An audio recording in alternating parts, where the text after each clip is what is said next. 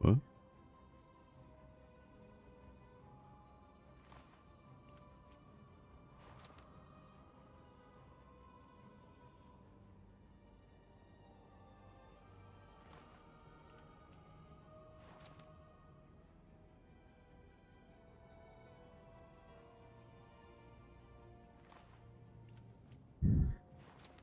Alright, let's try this shit again.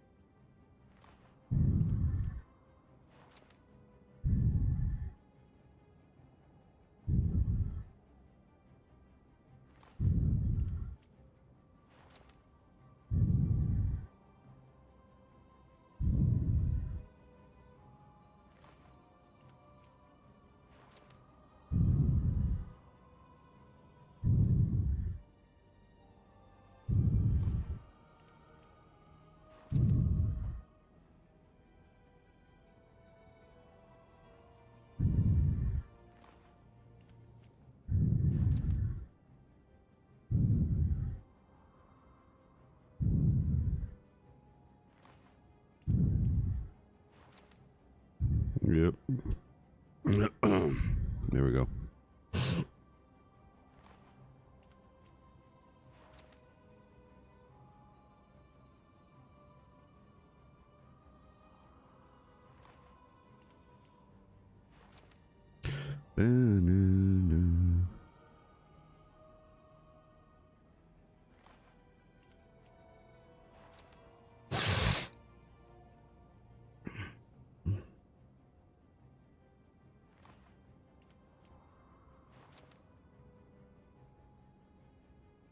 Hello?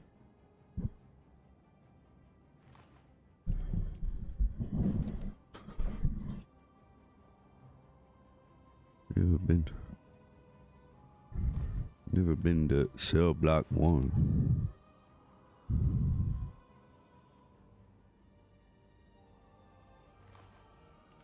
What?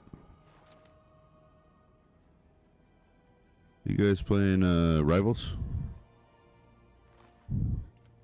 Ark.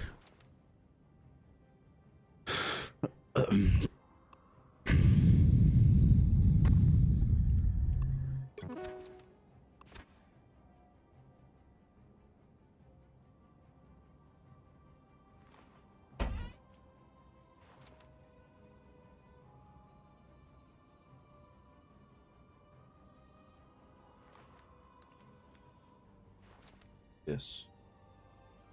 Yes, I do.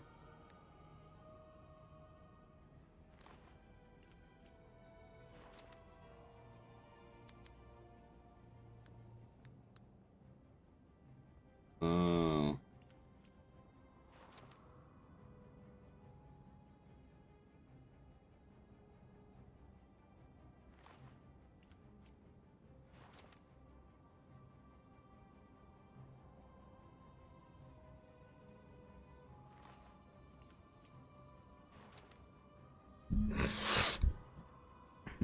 There's a lot of people that do.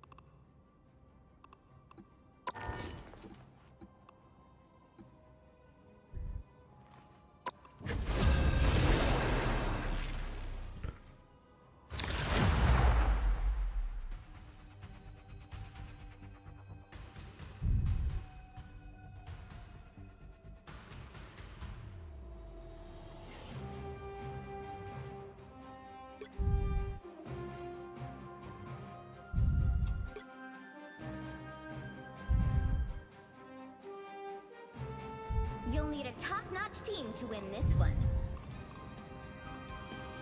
Anyone stands in my way, they won't be standing much longer.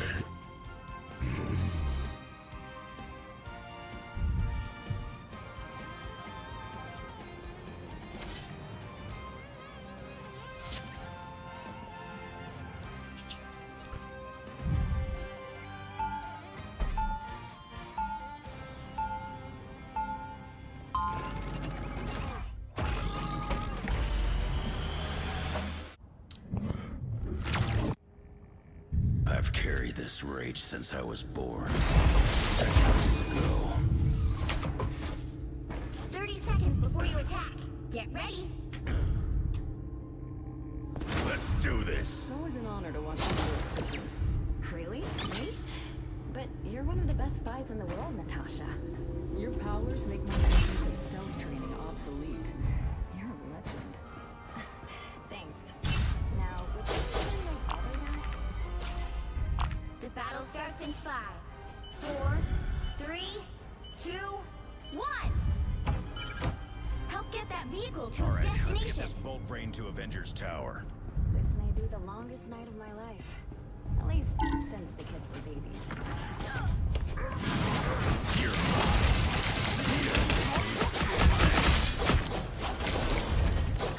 Let me at him.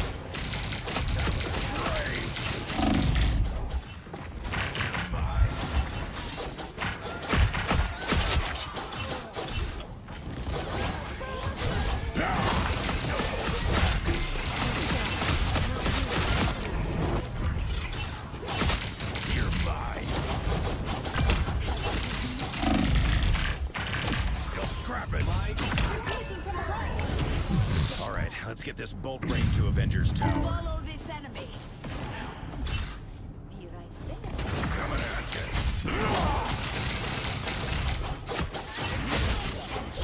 Thanks.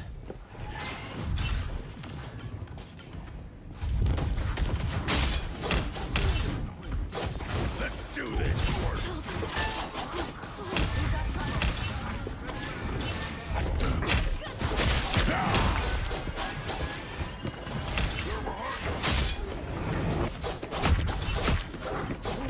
You're mine.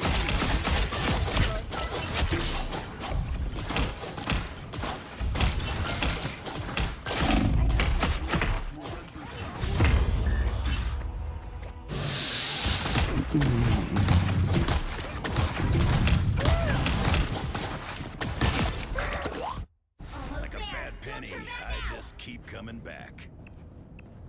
You're mine.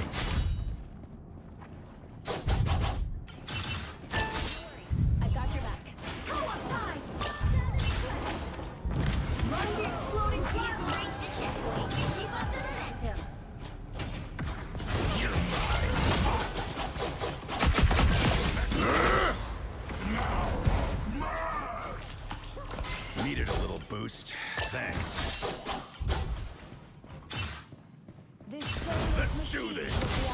salvation? Curious.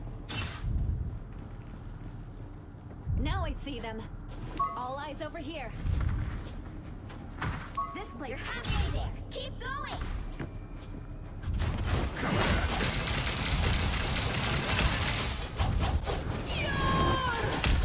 By the eye of Agamotto!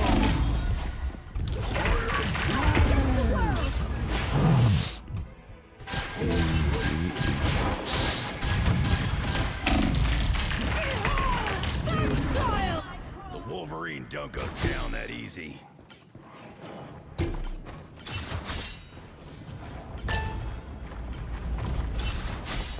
You're mine. Get that vehicle moving again.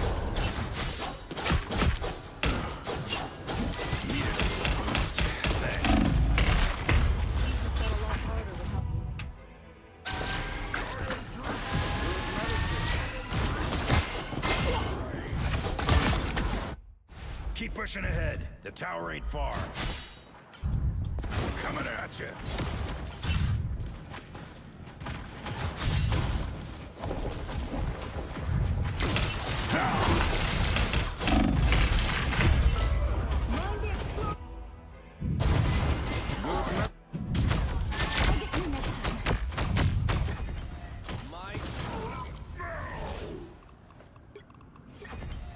I never miss. I can't miss. Avengers Tower.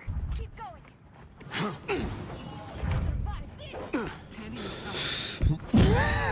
Against the world. Got your back. Nowhere to hide. Looking sharp. Just what the doctor ordered.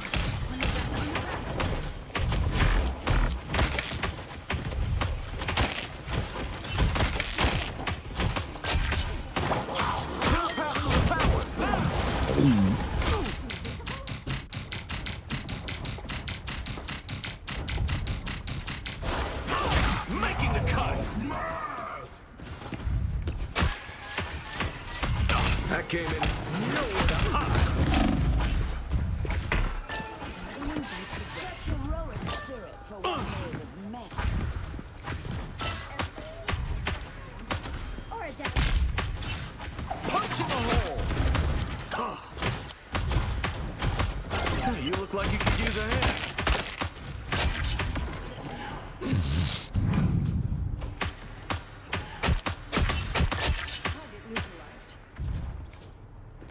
Almost there. Don't turn back now. Enemy, hit him. Punch in the hole. No worries. I've got you. Vehicle reached the checkpoint. Too easy when you never miss. Eye of Agamotto!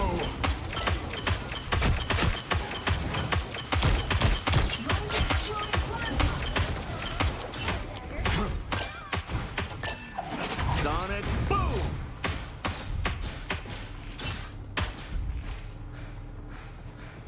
Watch out! Enemy located. Looking sharp.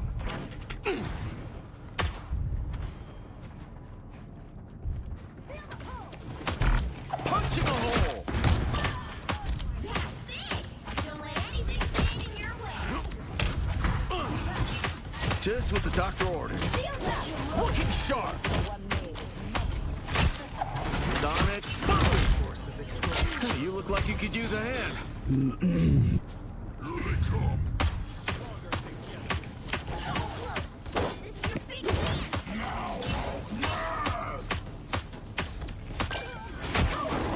Nowhere to hide. Got your back.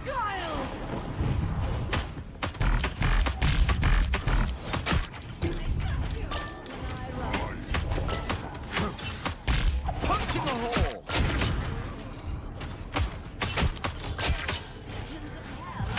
Counting. Wow. Damn, someone was mad.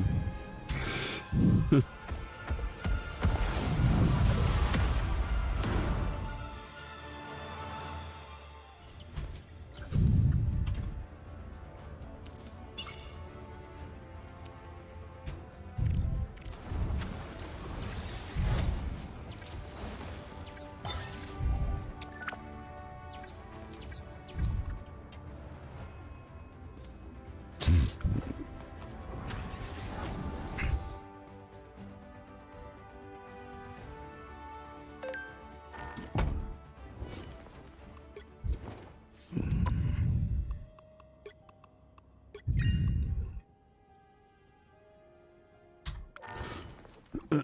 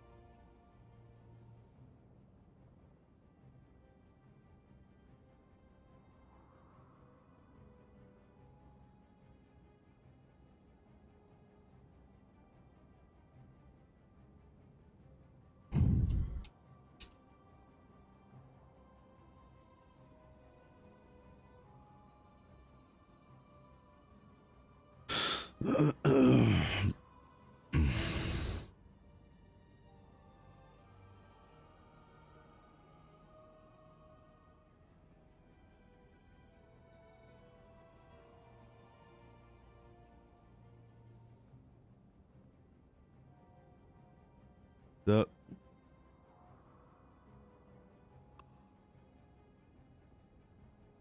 What are you doing?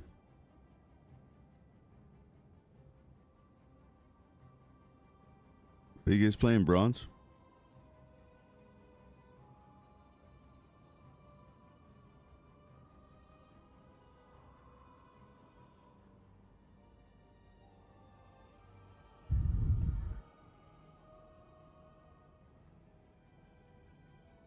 You guys playing bronze?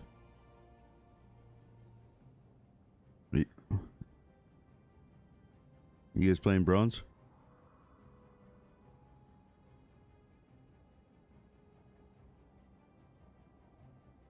You guys playing bronze?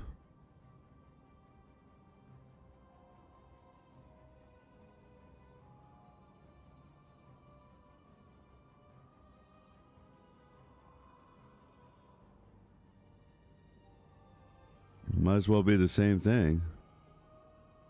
Are you guys playing bronze?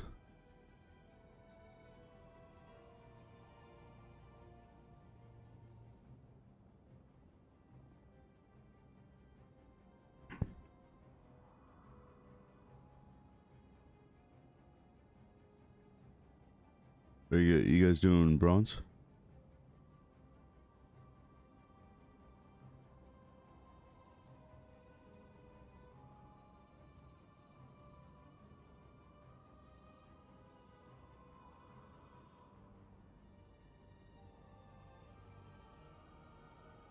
Hey, you guys doing bronze?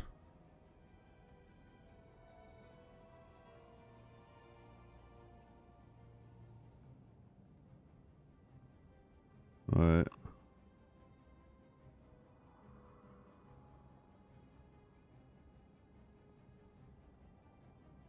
Who's it under? Davo?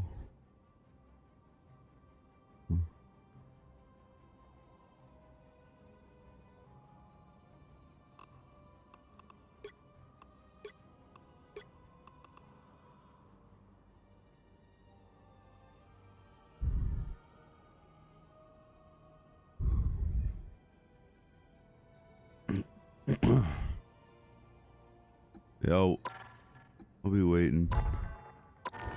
I'm gonna play the Clash of the Dancing Lions thing.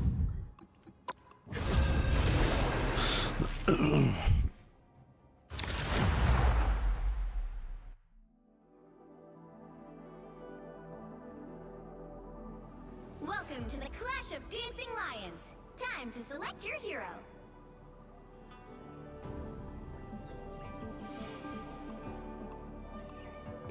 Someone's got to guard the galaxy.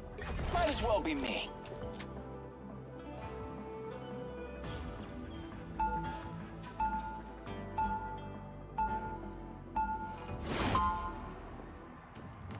Ready? 5, 4, 3, 2, 1. The contest has begun!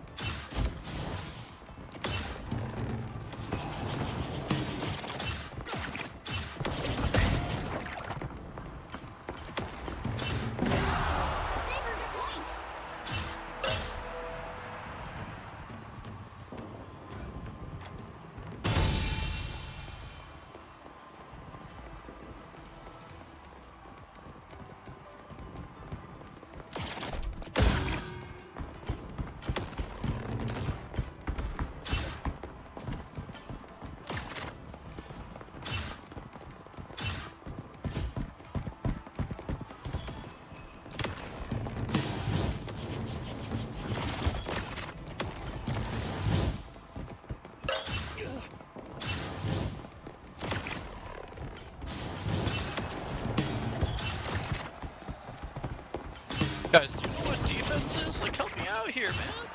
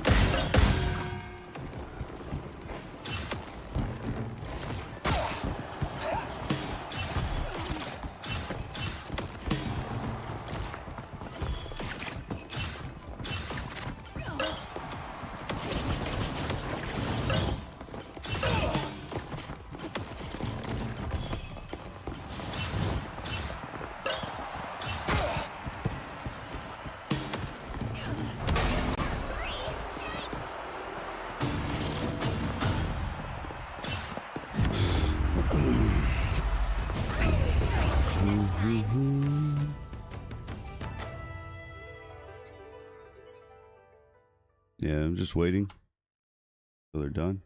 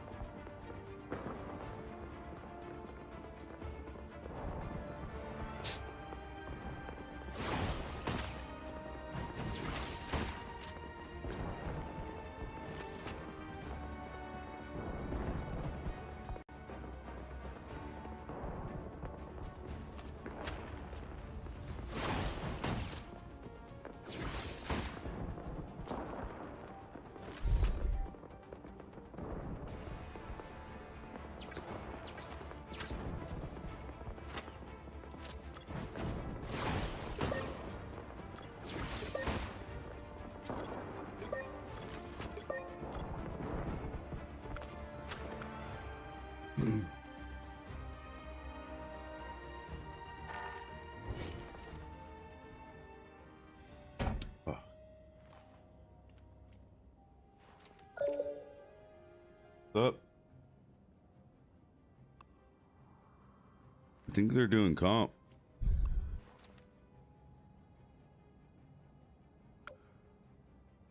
Bronze? I think we're waiting.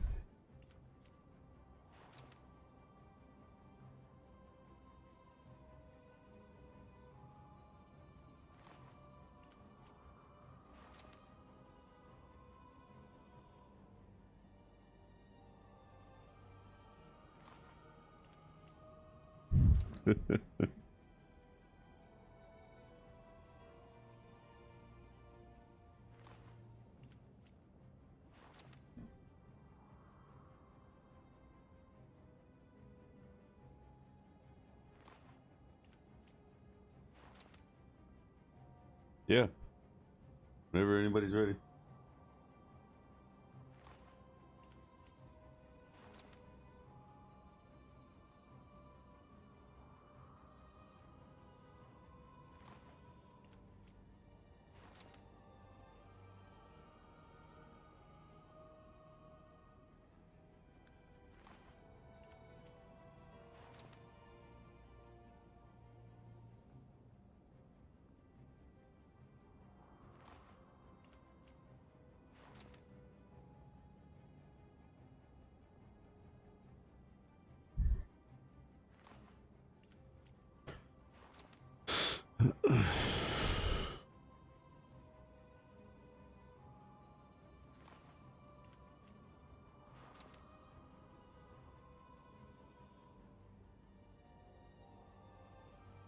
There, I just put in the invite.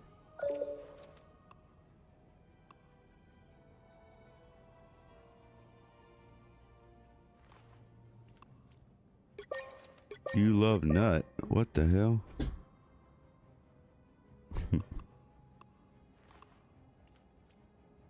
Oh no.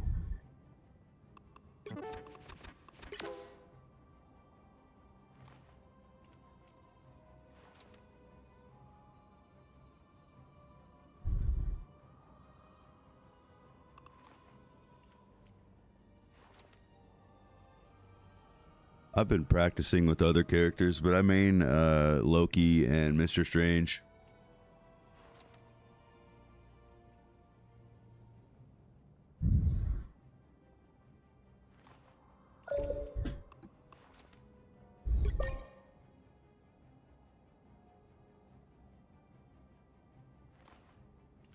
All right, we need one more in here.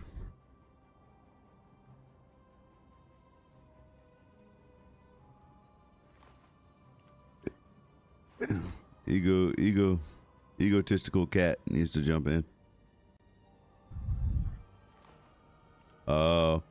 Just add me on. My name's Loki Godson. Just look it up. It's easy to find. Got all the other bullshit everybody adds. Funny names.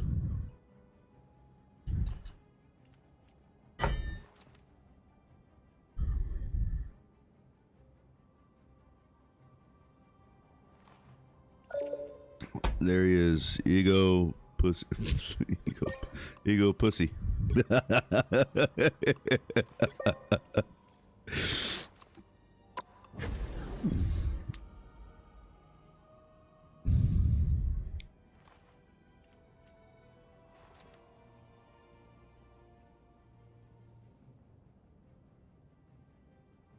Yeah, is everybody ready for that competitive?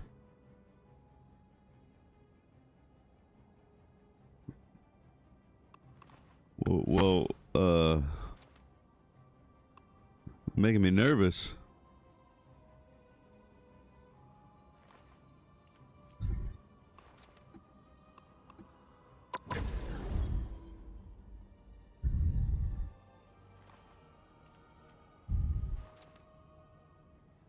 Oh, all right. You gotta main like 2 characters, bro. Like, at least, so you can flex the team.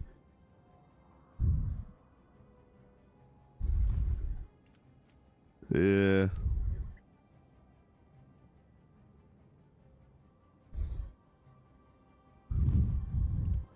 Mr. Fantastic's a tank, pretty much. That's why I like to play him. I tank the fuck out of him. I like the flexible characters. Like Loki's super flexible too. You go back in and kill the fucking healers if you want to. You could.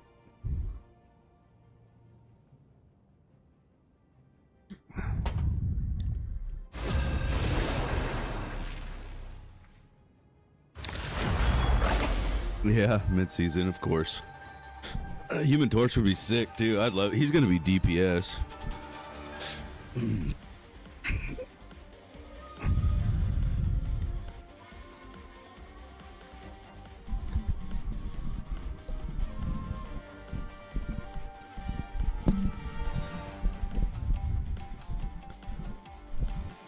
Yeah.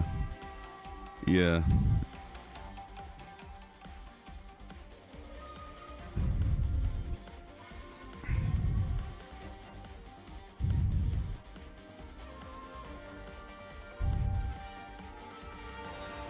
You'll need a top-notch team to win this one. I am Loki, god of mischief and the king of Asgard.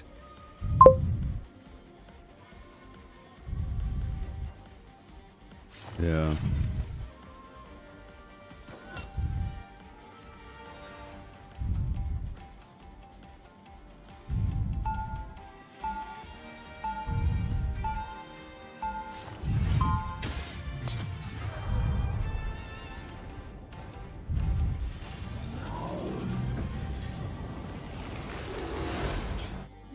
God of lies. No, it's supposed to be one cloak and dagger, Seconds before you attack. and Get you're gonna ready. win. Well, well, the mutant goddess of Krakoa. It's been a while. The ascension to godhood can be achieved by worship and belief. But you, No. I'm an Asgardian, dear. I was born a god. The battle starts in 5, 4, 3, 2, 1.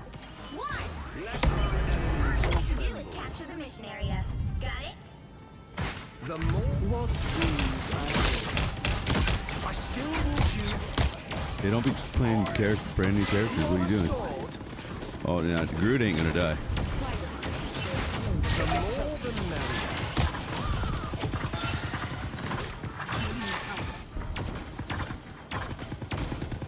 Honk, Your god is suffering. honk. Where you at? Where you at? This fight, I outnumber you. On the point, Groot. On the point. God damn it. later, a timely boost. You gotta. I'm gone. Let my enemies tremble. I have many faces. Little spiders pack a punch. Be careful.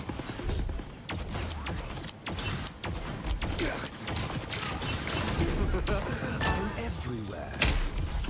I have many Healing on my point. Healing on my You're point. quite welcome. You are restored. There you go. Ready to strike. Wait, I didn't put that over there, did I?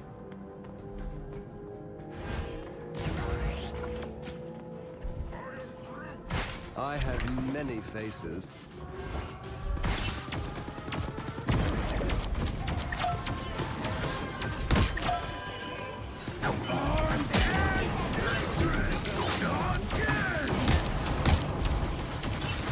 Your god is suffering.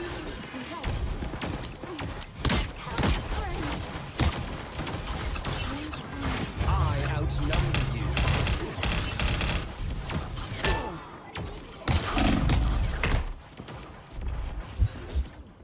Hurricanes incoming!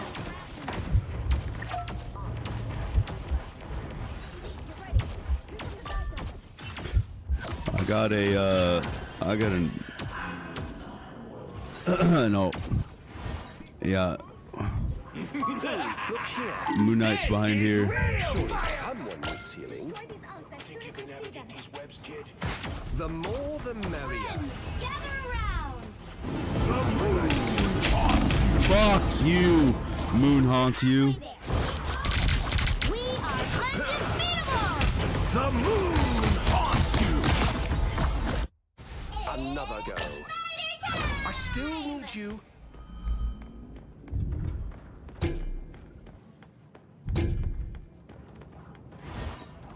I outnumber you.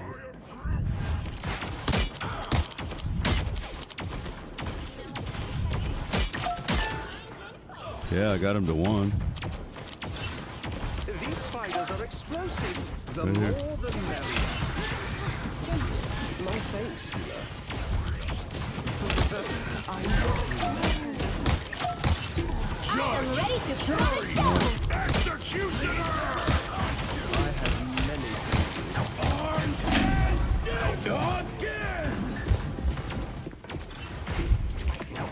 Again!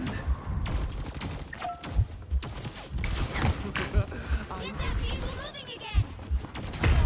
I tried to run away, but I couldn't.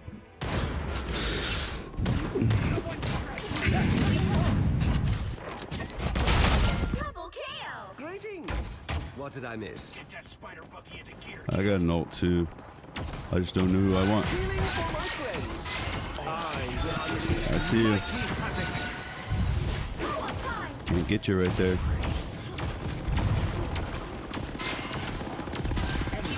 Get in there. This is real firepower! Incoming! Time to vanish.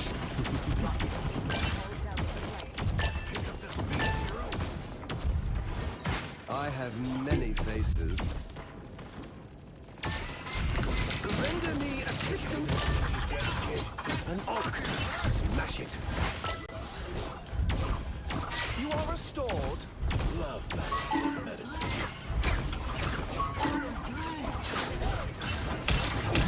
I have many. Fuck that shit, dude. He's up there. Perfect place to attack.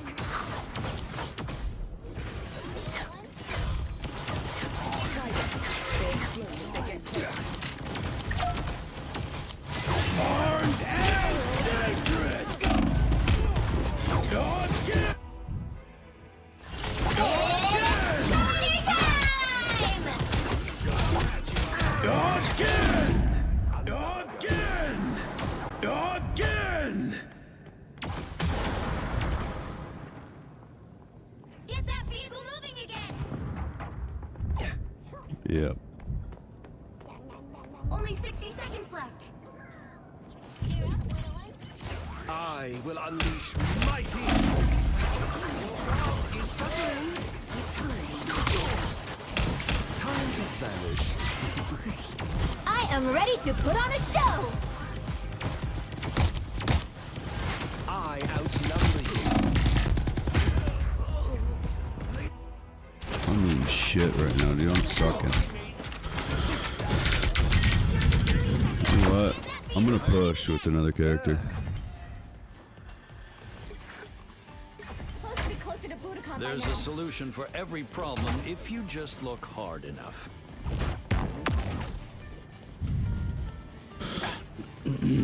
Everybody here? These outs as soon as you see them. We've been discovered. Seconds.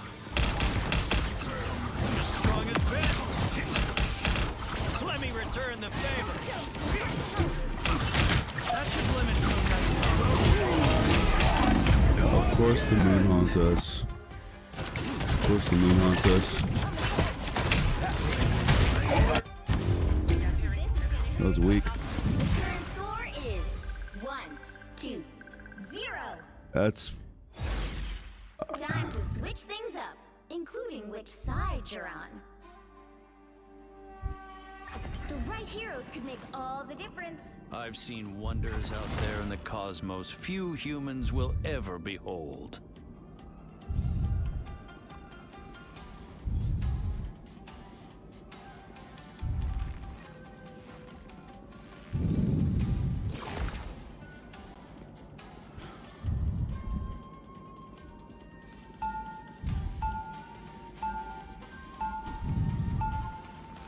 Round 2, go! Even in the The face team of up with cosmic Invisigirl is way cataclysm, better. Every one of us can make a difference.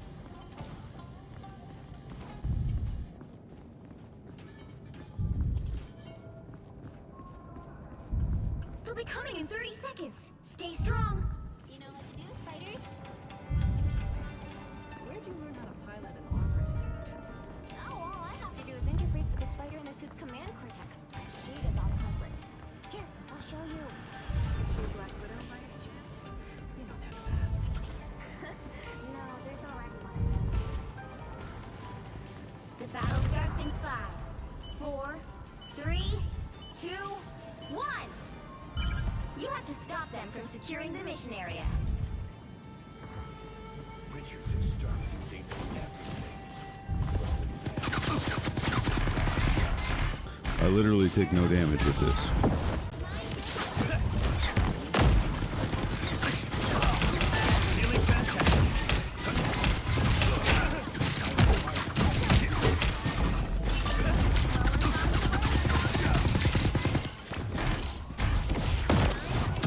Got you. Thanks for the heals.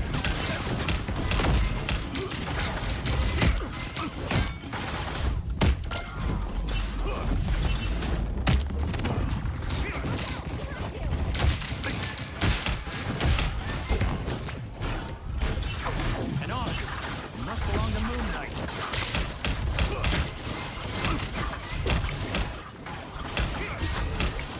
What a relation.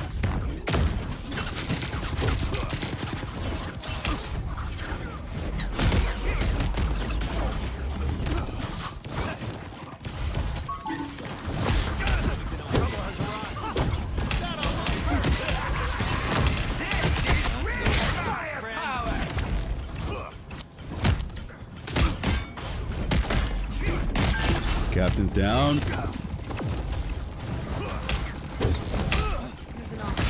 Knight must be close.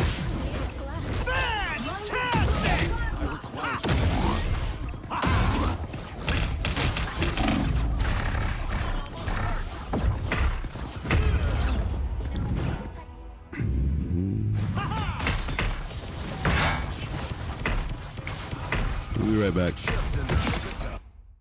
I'm more resilient than you think. What up, Adam? Give me a second, Adam. Back up. You should have been in Invisigirl, though. I'll tell you I that am much. ready to put on a show! Adam.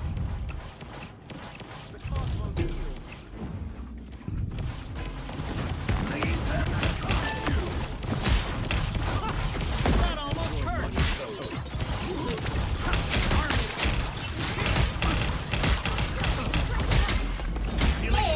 It's spider time!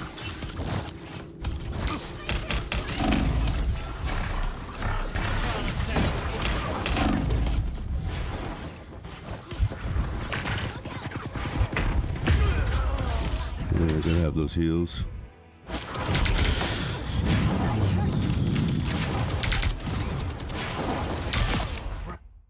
I'm not ready to give up yet.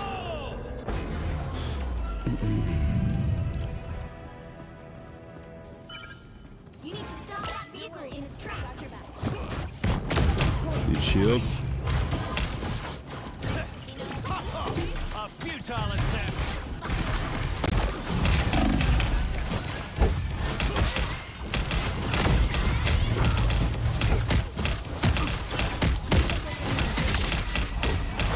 Yeah, keep healed.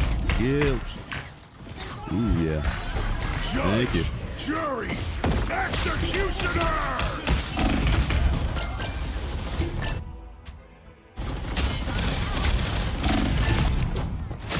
Let's do this! Nice. I'm more resilient than you think. Stop that vehicle! Let's hope they're still using Tony's name for good after all these years.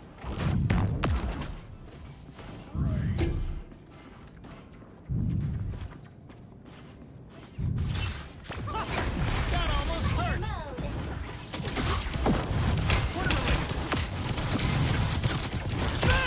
Fantastic! I'm ready to put on a show! Shut down, Rob.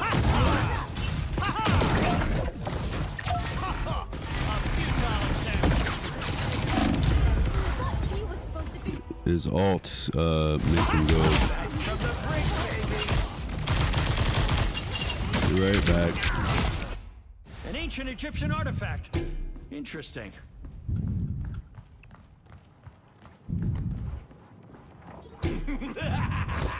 This is real firepower! Here, come closer. I can pull. Assemble! No, we don't want to assemble.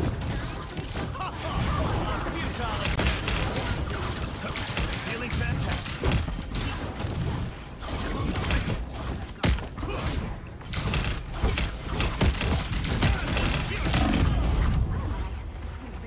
Ouch.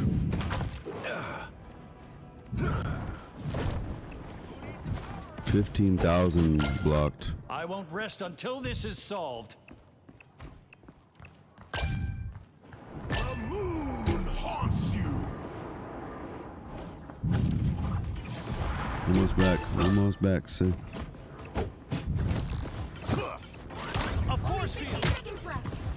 That should limit movement. A futile attempt. An ancient Egyptian artifact. Interesting.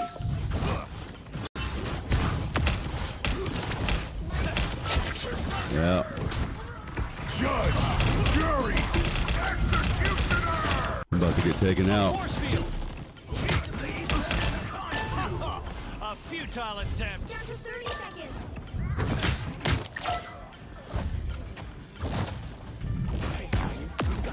Tokyo. This should keep us safe.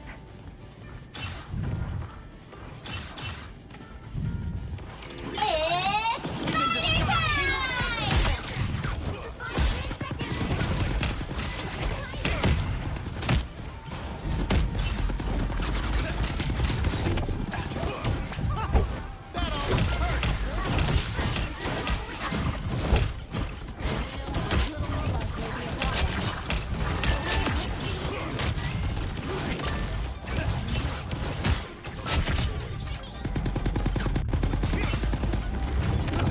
5 Clobbering time indeed. Final 3, 2, 1. 17,000 blocked. Another epic victory! Big win!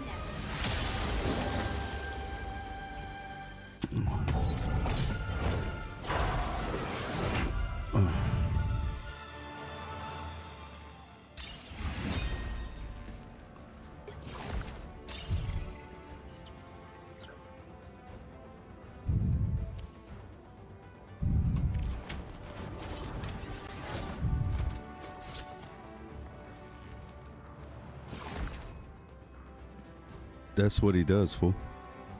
He's not DPS. He's a tank. Damage block.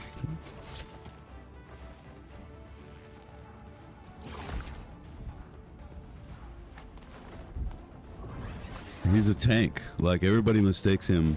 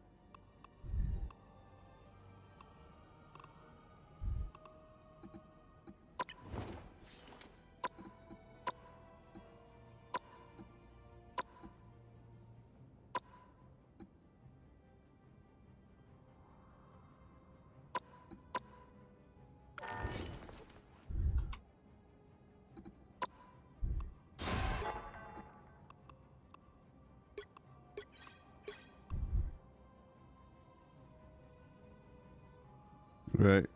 Did really good.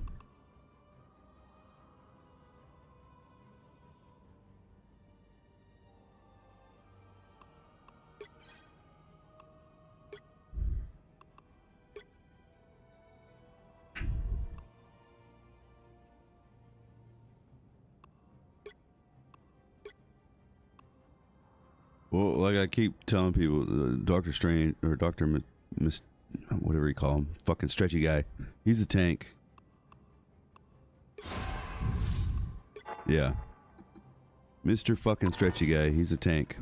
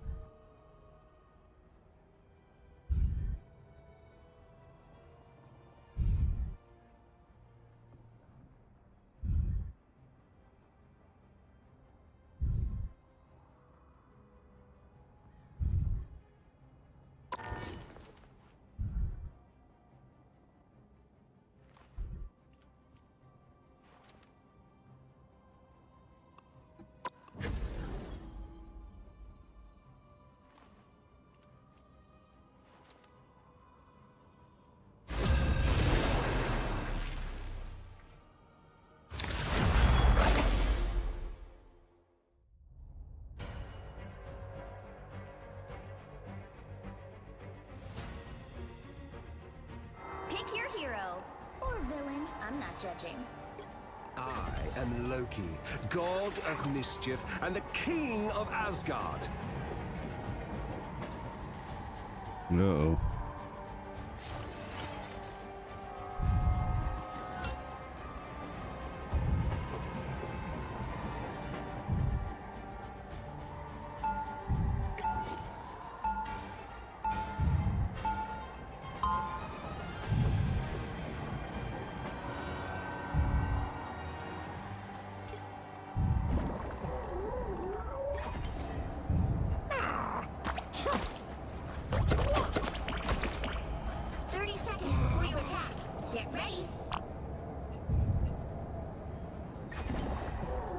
I am Loki.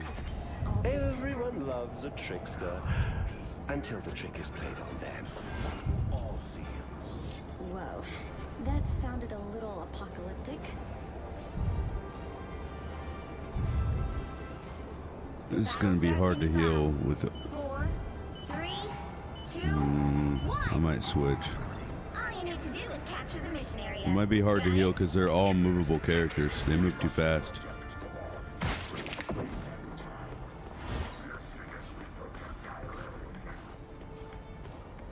Yeah.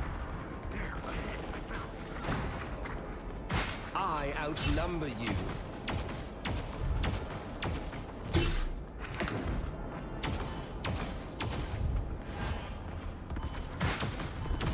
Son of a bitch. Mission area is yours. Capture now. Capture the mission area.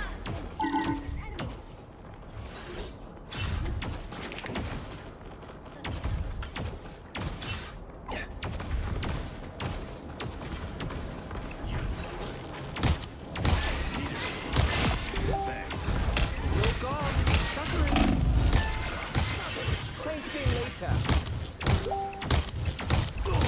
You have my full support. I outnumber you. Healing for my friends.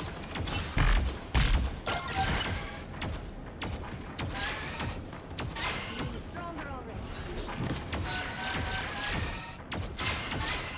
You have the more the merrier.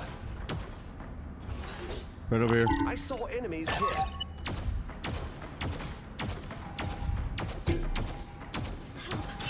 So close. Don't die, don't die, don't die. Still would you? Yep. Yeah, me too. I'm about to get fucked up by Thor too. If I don't see anybody. Lost.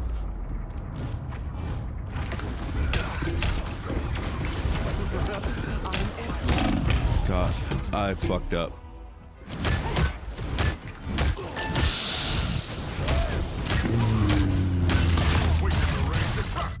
I'm down, I'm down. They dare to lay hands on me. I outnumber you. Time to vanish. This is real firepower! I have an ult. The more the merrier. I am strengthened.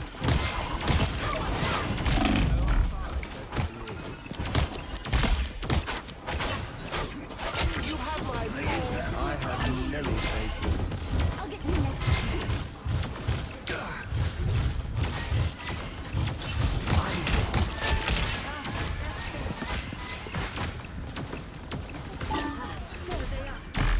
They've almost got it. You have my healing for my friends. The more the merrier. Yes. One down. Even better than my magic power.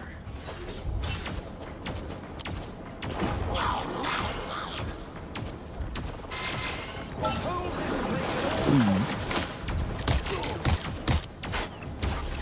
Has anyone Fuck, I was trying to get Jeff, I almost had him. Yeah, let's hide. render me assistance? Time to vanish.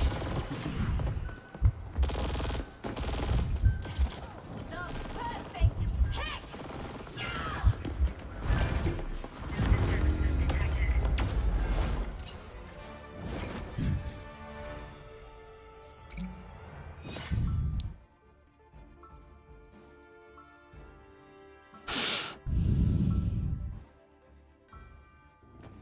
Everyone loves a trickster until the trick is played on them.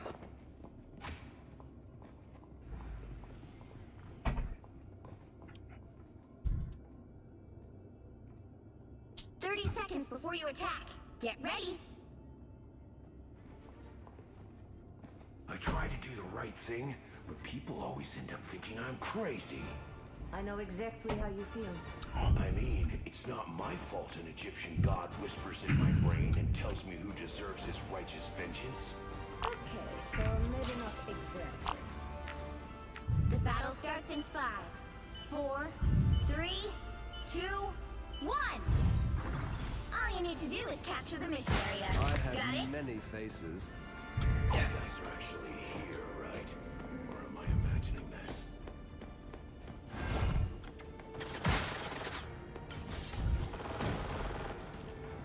They think I'm up there. I outnumber you.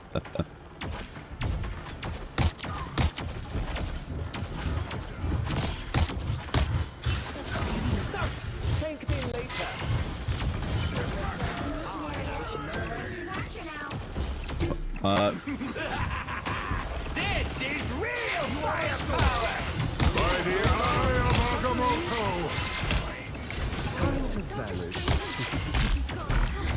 I need somebody's ult that I'm gonna take. I'm gonna take somebody's ult. I have many faces.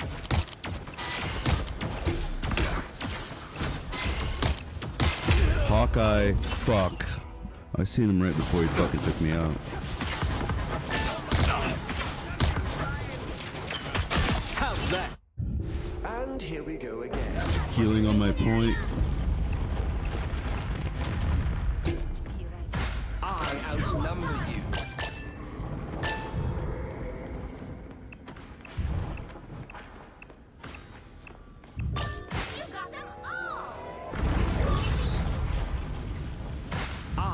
outnumber you.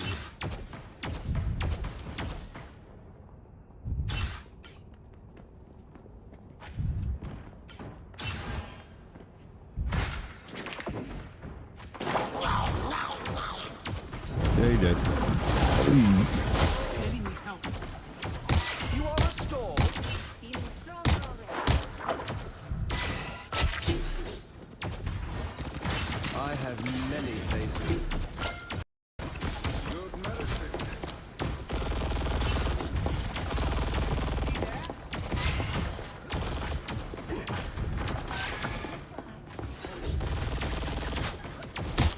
Yeah, I need the alts too.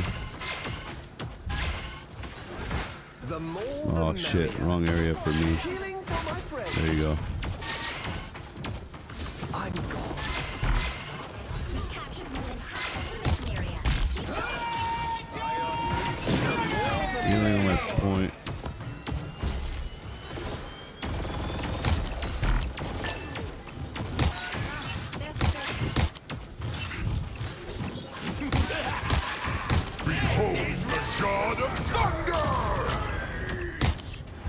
I outnumber you. Healing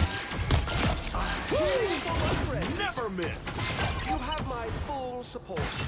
Where? Oh, I see you. See, I need. You gotta come into my view. I can't get you. Victory's almost yours! Yeah, Loki. I'm up top here. Very top. We got dude coming for you. Moon Knight. Hawkeye's coming for you.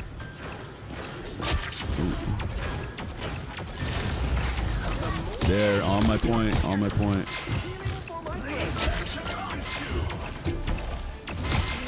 You're quite welcome.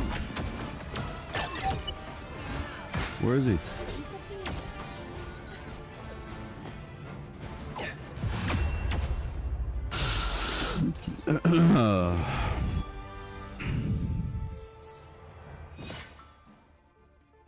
Yeah, I don't do a lot of healing either. Don't lie to me. I invented every trick.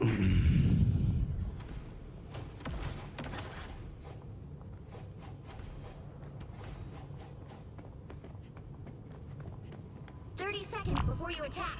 Get ready. Your ankhs are maddening. Not my ankhs. Conscious. Even so, maddening. If I'm on your side, isn't that what you want?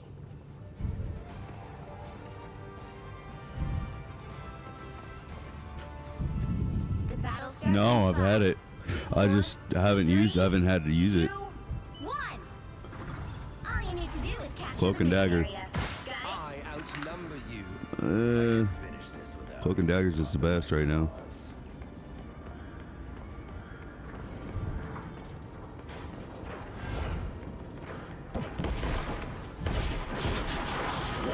An unpleasant decision. I have many faces.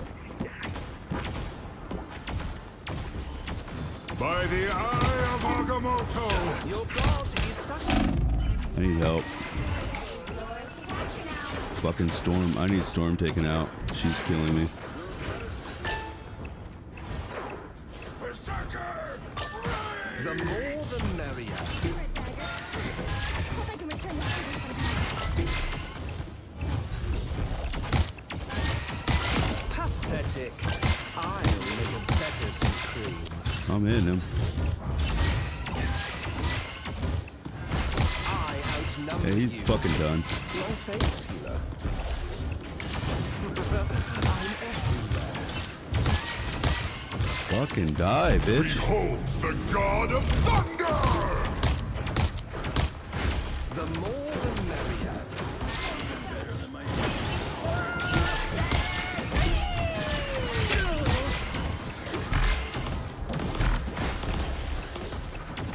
Fucking Thor, dude. How's he not dead? Oh, come here. Right here.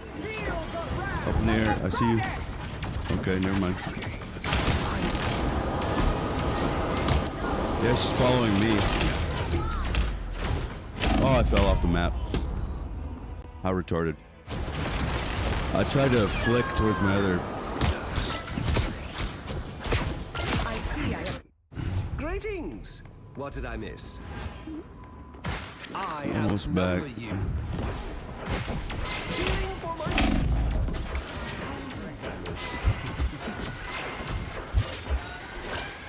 Thank you. I outnumber your powers are mine. The moon shall Ooh. I tried to help you out, Moon Knight. My bad. No, I want Storm's fucking ult. You have my full support. I'm gonna grab her ult as soon as I can. You are restored.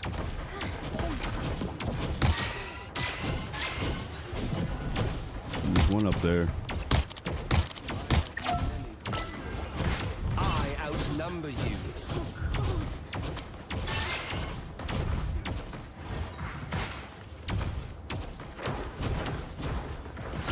Yeah, that bitch.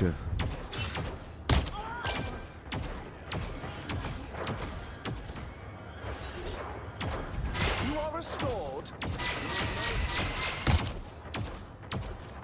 Over here. Look Oh, here. sorry, Moon Knight. I have many faces. Right here. We got Thor. The mission area. Keep going. You have render me assistance.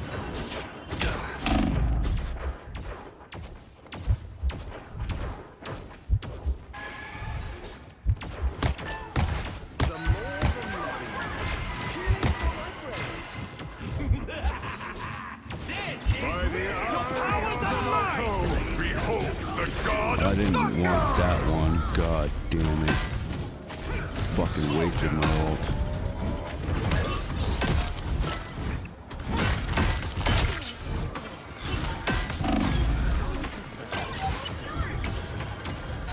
I am a true team player.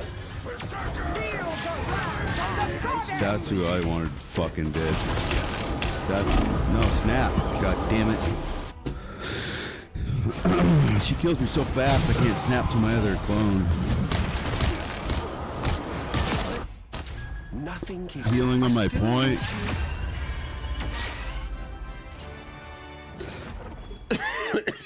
Oh. 13-4, 13.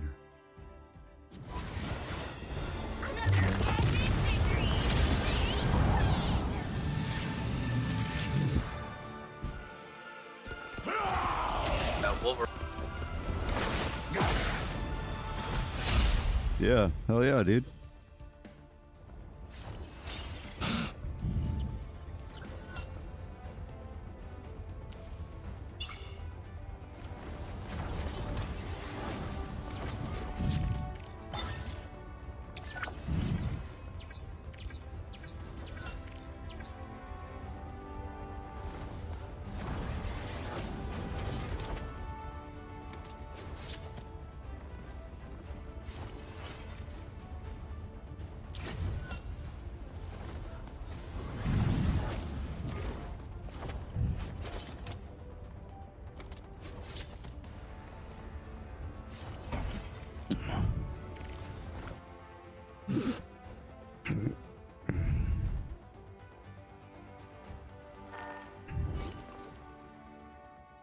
Yeah, me too, with Loki.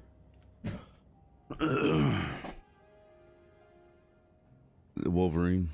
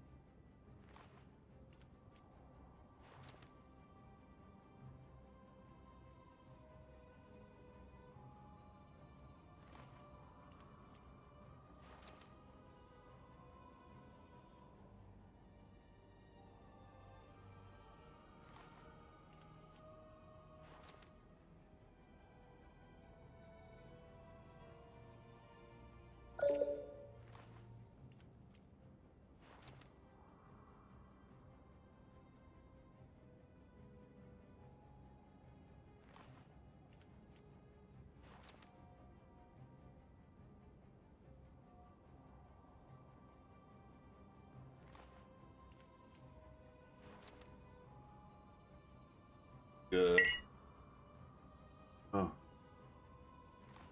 Join a no team.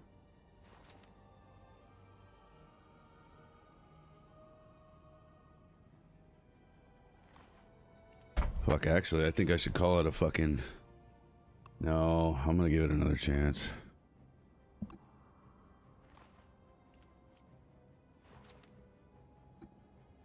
We good to go?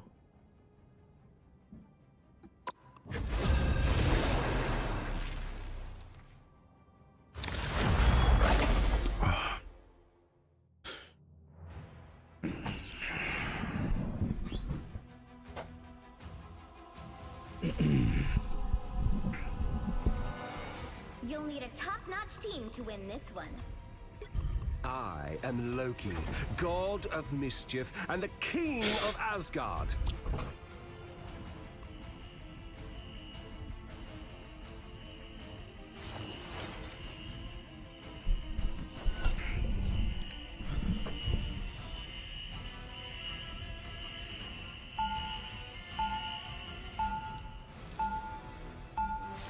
Escape pod ready. Opening escape capsule.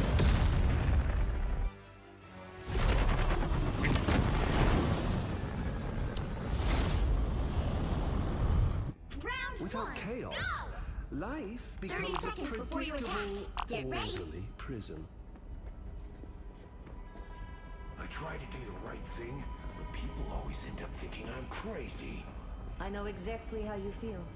I mean, it's not my fault an Egyptian god whispers in my brain and tells me who deserves his righteous One of us, we should put, we should push to fake it. The battle starts in 5, 4, 3, 2, 1. All you need to do is capture the mission area. Got it? I can definitely fake it with Loki's.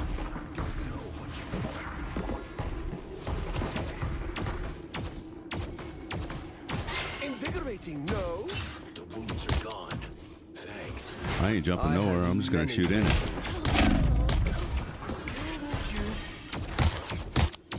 Oh, I'm fine. Don't mind me.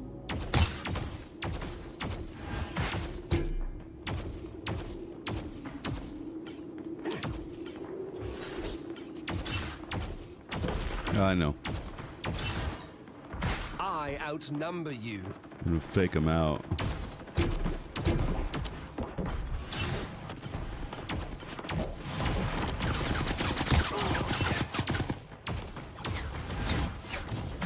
The more the merrier.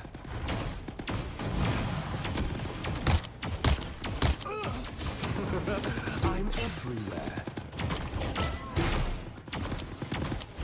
You are restored. I still need you. Look out behind us. I outnumber you. Needed that.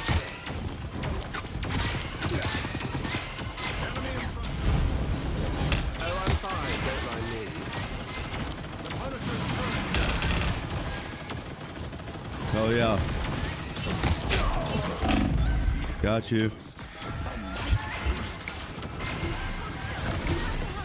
Oh, I outnumber yeah, I you. couldn't get you over there. Got me. Stimpy got me.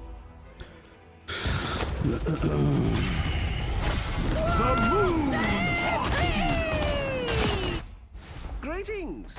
What did I miss? Just powerful. I have many faces.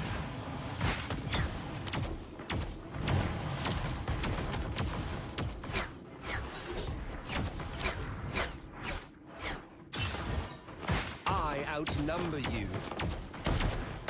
Invigorating, Look, no? Good medicine. Where you at? Thursday later.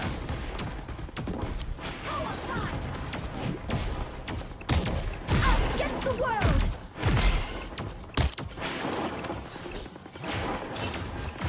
The more the Judge! Jury! Here, on my point, on my point. You won't die on my point. Damn it. They all fucking ulted. I tried to heal you.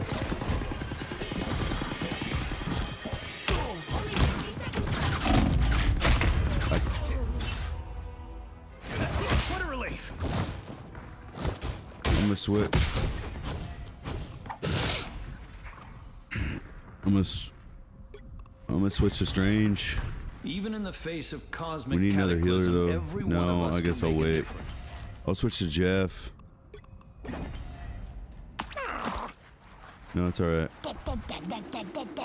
I got Jeff. I got Jeff. 30 seconds. You guys are two wily characters. You guys jump all over the place.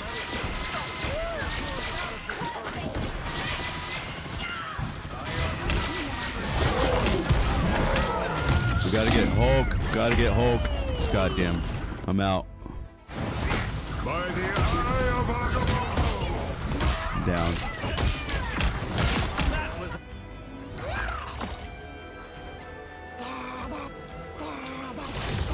Almost there, almost there, almost there, almost there. Winner. Help get that vehicle to its destination.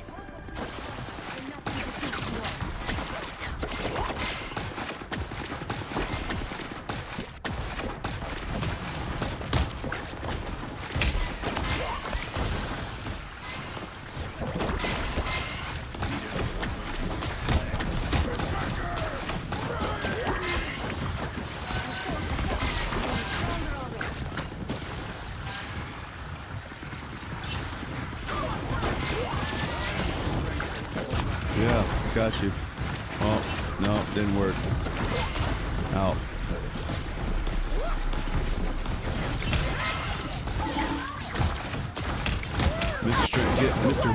Get Mr. Fantastic off me.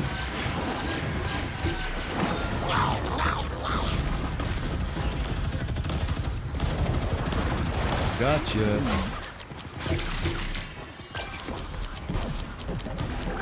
No, I only got their fucking Luna ult.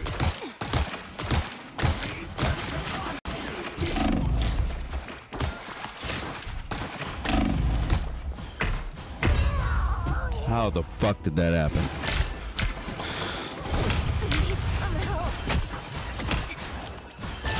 I really didn't want to. Get that vehicle moving again.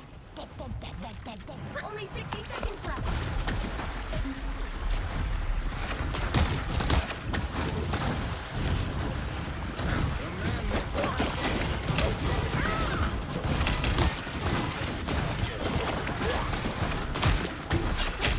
Gotta get-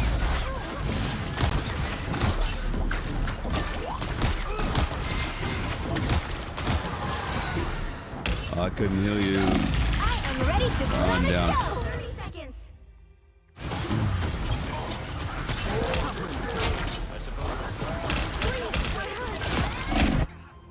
I think we need another tank, man.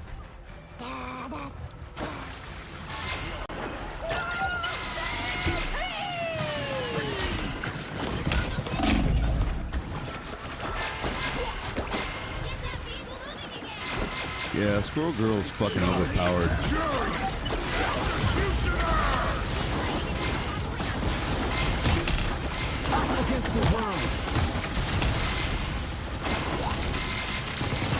Oh no, they ulted too with Cloak and Dagger.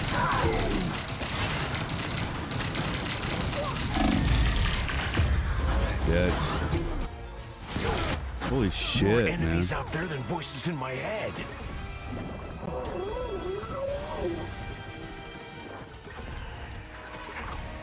The current score is 1-2-0. Time to switch things up, including which side you're on. The right heroes could make all the difference.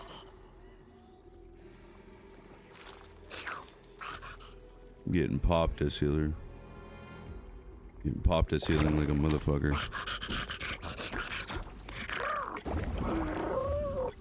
We are Cloak and Dagger. I never play. I can play I'm Luna, I Luna think. Snow. Like the moon, I shine in darkness. Well, we need two healers. We need one more healers.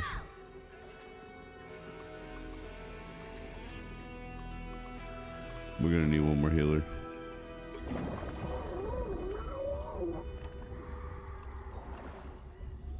They'll be coming in 30 seconds. Stay strong. We are Cloak and Dagger. We are hope and fear.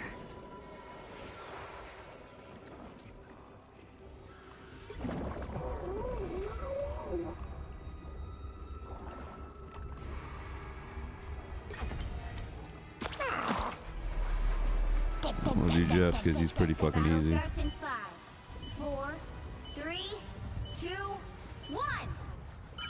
You have to stop them from securing the mission area. Let's end this quick. Got better places to be. Look who just showed up.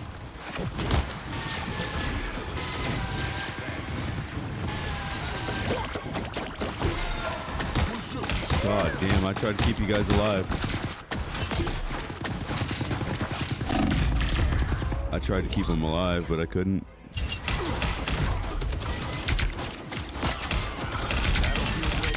I knew that was gonna happen. Throwing the Wolverine is cool, but you go too far, I can't heal you. I got the turret as Punisher's final form.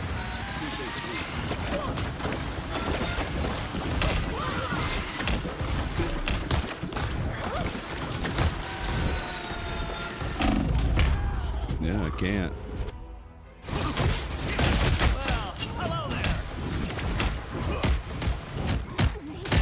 Double KO! You need to stop that vehicle in its tracks. I am wily, unreliable, vindictive, and yet oddly compelling, don't you think? The more the merrier. Better stop that vehicle!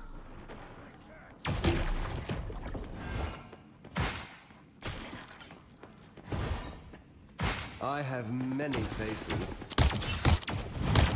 Oh, I'm fine, don't mind me.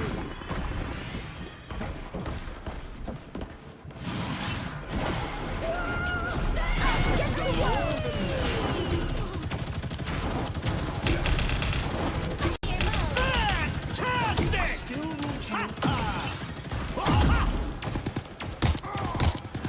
I have many faces. I'm Final score. 1, 2, 2.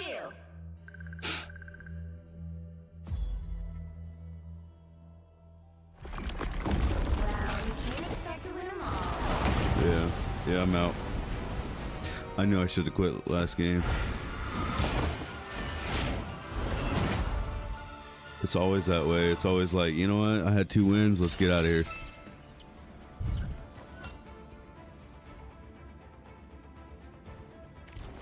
Yeah, man. See it.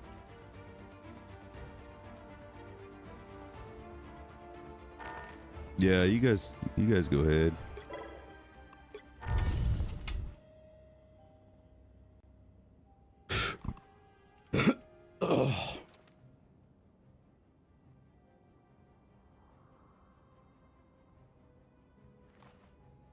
No.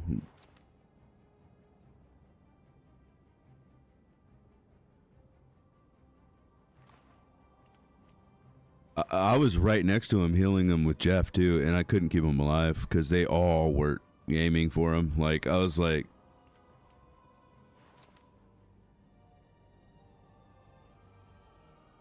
yeah.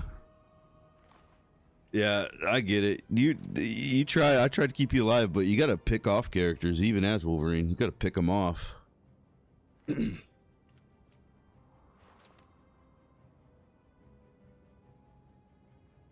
I'm taking off. Yeah, hold on.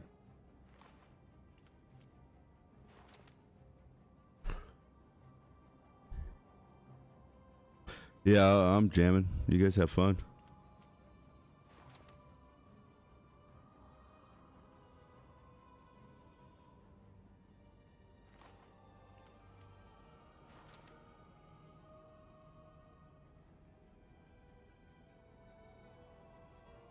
Hello? Hello?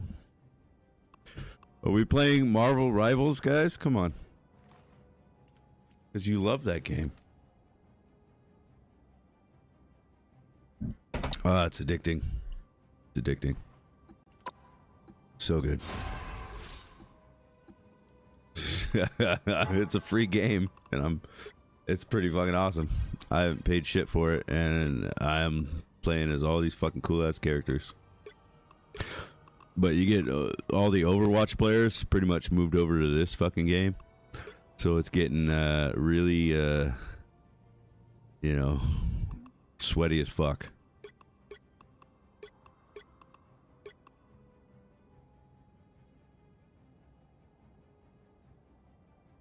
But intercept the ball a total of 10 times in Clash of Dynasty lines. Okay.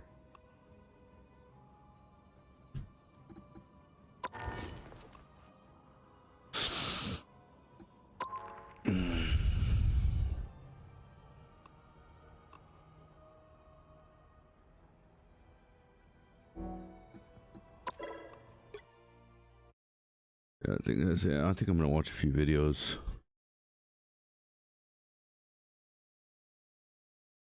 on Marvel Rivals, how to up my game and my strategy. Be more better.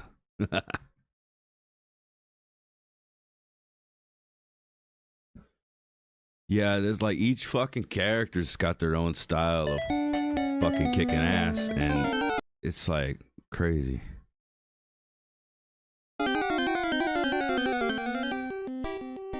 Like you should probably only master like 2 or 3 of the characters as your mains, and then the rest, I don't know, you don't play as the rest. This is Unbearably. Penny's spider nest is one of her strongest tools, and where you place the nest can be the difference between it having no impact on the fight at all, or helping to secure a kill on an enemy flanker or tank, which allows your team to win the team fight with the numbers advantage. I gotta learn how to play as Penny. This video will be the first of a series that goes over the best places to put your spider nests and mines on every map.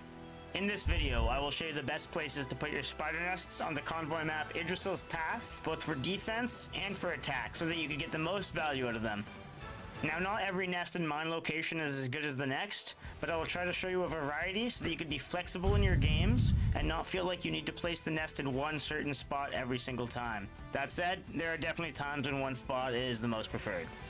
To begin, a quick rundown of the spider nest itself, including some hidden features the game doesn't tell you. The nest has 350 life and produces a 12-meter web around it. Every 3 seconds, the nest produces 2 spider drones with a maximum of 10 out at a time. These drones target any enemies within the web and each do 40 damage.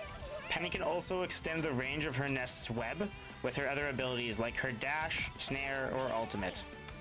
A massive shout out to Alex Nguyen 6631 for pointing out in the comments of my last video that you actually can stack the heals from Penny's nest with her other webs. When standing on one of her webs, Penny gains 50 healing per second, which converts into an overshield at max HP, capping out at 150 extra life.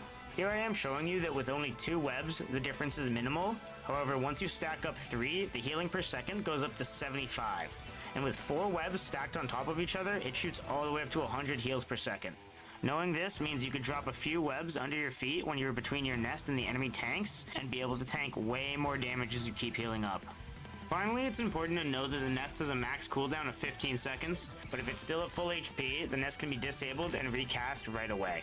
For every 25 damage dealt to the nest, it adds roughly 1 second plus 1 before it can be recast.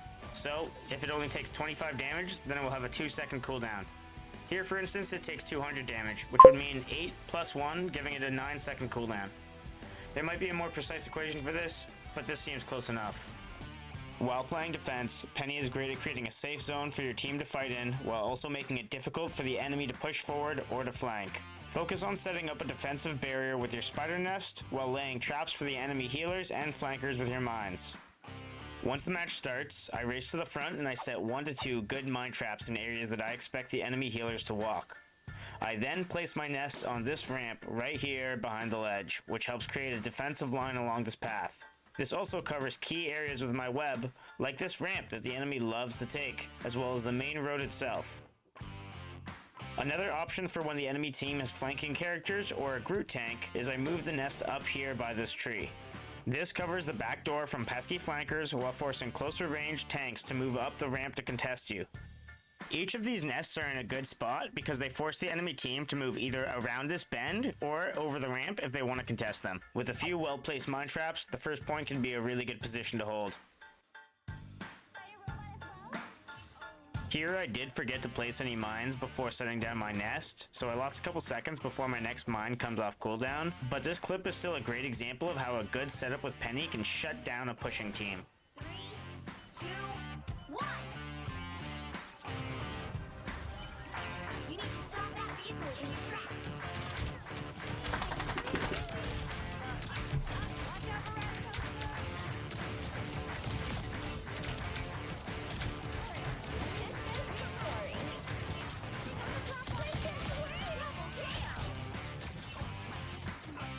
Once the enemy team pushes up past that first ramp, there are two places to put your next spider nest. If you have the time to set up, destroying this tree and placing it behind this pillar is quite strong. You can stand in front of it and protect the nest with your body, so the enemy tanks have to come around the bend and into the open if they want to destroy it. I try to place a mine trap on top of this ledge to prevent the enemy from just shooting your nest from above, as well as along this back wall so I can hopefully catch a healer. If I can't reliably place my mines in one of these two spots, making a big anti-tank mine right at this bend is also quite effective. The secondary nest is another option and is better at supporting your backline, so if the enemy team has a diving comp, then consider using this spot instead. When in this position, try holding along this line while setting up mines to defend your flank on the right. Stay close to your nest and your healers and try to kill the enemy as they funnel through the choke point. In this clip, you see how well Penny can lock down a defensive line, and by using cover to force the enemies to come fight in the open, I'm able to set up a solid mine trap for when they start pushing forward. This is gonna hurt. I also show how powerful stacking up 3 to 4 webs on top of each other can be. Like, look at my health as I'm taking damage, and how quickly it's not only healing up, but also getting an overshield if I ever hit max. This is gonna hurt.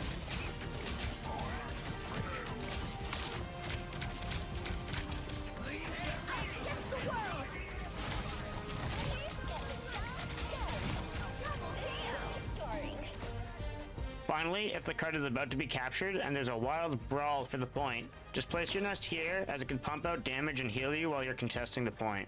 If your team wins the fight and the game still isn't over, quickly go place your nest at one of the previous locations. This next choke point is one of the best spots in the entire map to hold, as it funnels the enemy team around this corner and under the bridge. I start by placing a spider nest by this pillar and reinforce the area under the bridge with a mine trap for when the enemy tanks push forward. This creates a defensive line that is really hard for the enemies to push past, and realistically, if the rest of your team is also pulling their weight, it can be almost impossible for them to move past without using an ultimate. I also like to place a couple mines along this back wall by the stairs, as sometimes the enemy healers will walk on top of them and I'll get a free kill.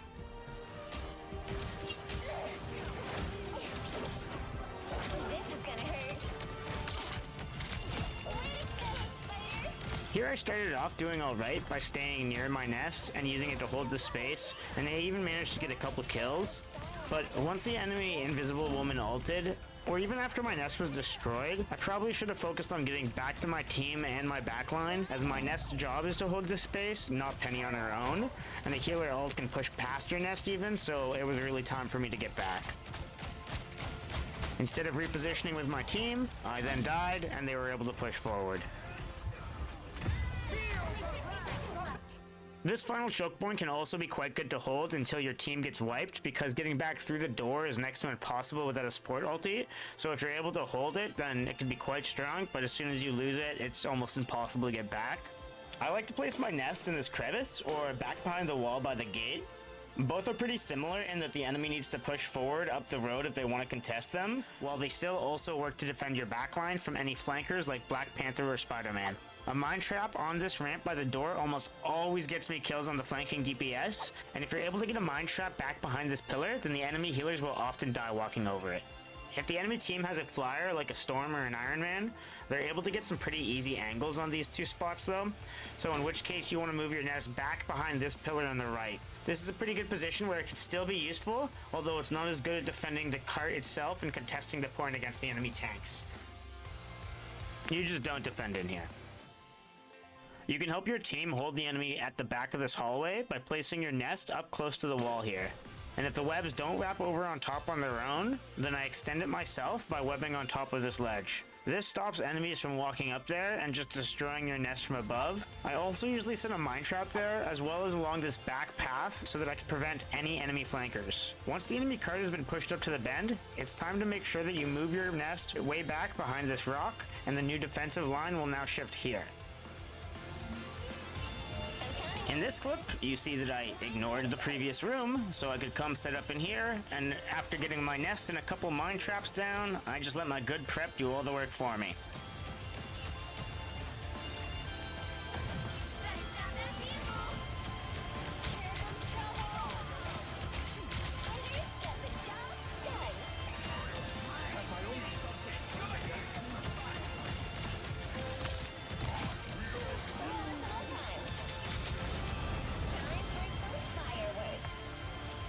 In the final room, the best place to put your nest is right around this corner.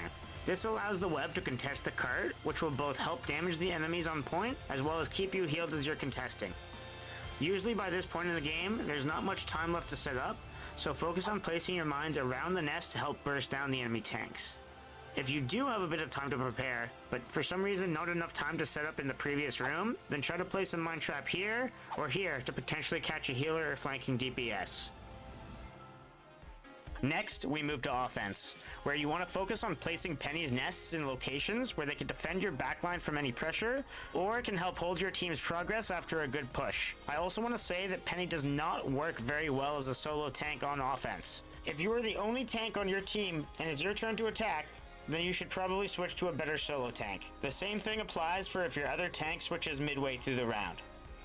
While pushing as Penny, I like to place my nest on this ramp here. This lets its web extend over into the enemy defensive area while also being nicely protected from the enemy destroying the nest itself. Doing so also gives your healers a safe space to hang out while they keep the team up. I also try to get some mines out to help damage any tanks that push too far forward. And then, once the cart is moved up around the bend, I can move my nest here.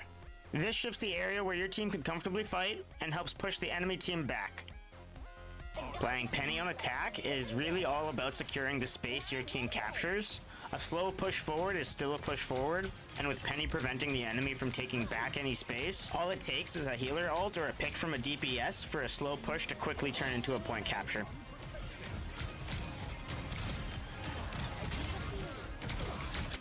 As my team turns the corner, I like to place my nests by these statues since healers like to play around this area. This also lets me heal from the web as I contest the point from this area of attack. If possible, I try to launch a web and some mines into the enemy back line. If we are closer to capturing and I want to prevent the other team from reinforcing, I can place my nest at this corner where with a nice mine trap, I could completely block the door.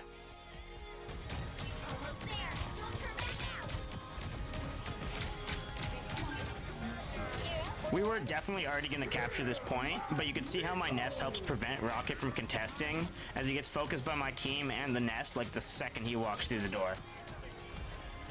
Vehicle reached the checkpoint. When coming around this bend, I usually just place my nest at this corner right here, as the enemy team would have to overextend if they want to deal with it. And this building on the right is like completely destructible, so hiding your nest in there doesn't last very long. If your team is stuck here, then place your mines at the corner with your nest for when an enemy tank tries to contest you, and wait for your team to push with a healer ult or when an enemy dies. Similar to the last corner, I place my nest in this bend right here by the pillar, but I also make sure to set some mines in the room up by these stairs so that the enemy can't just flank and destroy my nest. This gives me a solid position to contest the cart as it turns the corner, while also helping to defend my backline. If your other tank is able to distract the enemy team, then Penny can also play the role of flanker here by setting up her nest on the stairs and going through this door to sneak mine traps into the enemy backline. If she's able to take out a DPS or a healer, then your team is usually able to capture the point. You can see the enemy healers weaving forwards and backwards here while facing the cart. This makes it really easy for me to set up a mine trap right behind them and just wait for them to explode.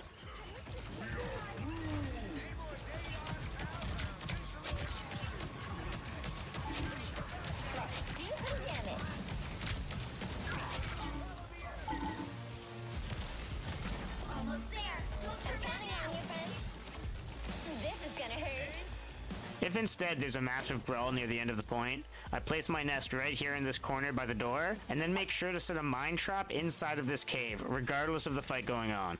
Doing this stops any non-tank character that revives from being able to rejoin the fight without dying, and it's super powerful. Usually pushing through this tunnel entrance doesn't take too long, but I just place my nest behind this left pillar until the cart pushes forward or my team gets a pick. I don't use the right pillar because enemies can easily flank it through that room and destroy it. Once you've made it around the corner, I like to put my nest in this little bend here behind the rocks. It makes it very difficult for enemy tanks to push past this line, and also you could extend the web onto this upper platform, which helps shut down enemy ranged units and flankers. This is a really powerful nest location, and getting it set up pretty much locks down that side of the room for your team.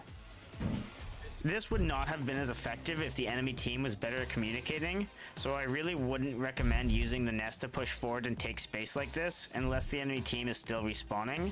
That said, you can see how my nest in this spot forced the enemy tanks out of the entire room and back towards their spawn, and now Hulk can't push forward past these webs. Finally, if your team is fighting over the cart, I like to place mine traps at either door out of the enemy spawn and hide my nest right here between these rocks. This allows me to play between the two spawn doors and prevent enemies from ever leaving or getting close to contest the point. This is a great hiding spot for the nest because there's a nice little bend here where it's quite covered, and from here it will really shred anyone trying to contest the point while being behind the enemy, which makes them less likely to turn and face it or even see where the webs are coming from. Subscription. And that about wraps things up for this map. I want to thank each and every one of you who watched this video, or even my last one. I'm still new to this all, and I'm honestly really blown away by the positive reaction, so thank you guys all so much. If you liked this video and you want to see more, I would really appreciate it if you could like and subscribe, as that really helps me grow the channel. I plan on doing more of these, so comment down below which map you want me to cover next. Finally, if you want to learn the ins and outs of what it takes to get Grandmasters using Penny, click the link at the end of the video. See ya! I'm fresher than fresh. I step out the steps, I'm wall running for the flex. Pete told me I was next. I'm coming for next, it really isn't no question. Only superheroes in a section, only big bangers on the set list. Oh, what the hell? I guess I jammed. Then I shine like a new necklace.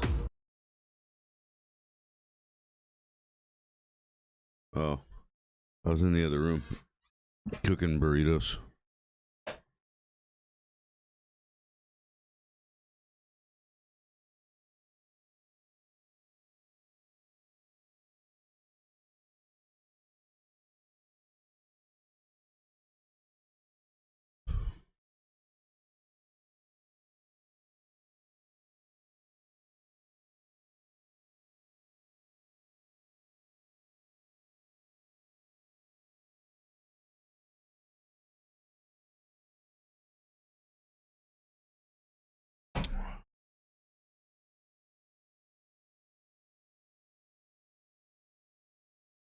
The meta has been developing incredibly fast in Marvel Rivals, and there are some new compositions and characters that are really frustrating to deal with. So in this video, we're going to break down the meta strats, tell you exactly how you can counter them or alternatives you can play, and give you tips and tricks along the way to dominate in Season 1. Now, a lot of you really loved the Rivals Academy free event last Sunday, so we're going to run it back one more time. Sunday, 3 p.m. CST, I'm going to be breaking down your gameplay and VOD reviews, giving you tips and tricks so you can directly improve. More information will be in the description down below, and I can't wait to see you there, but let's get back into the video. Now, the composition that everyone is talking about right now is triple support. It didn't take people very long to realize just how powerful defensive ults are. They can keep you alive through a ton, whether it's Cloak and Dagger or Luna Snow ult, and with someone like Loki, for instance, you can copy an ult and then do it again, having very long periods of time where you just don't die. Now, while this composition can be extremely strong when played properly, I think a lot of people are forcing this comp, asking for this comp, and generally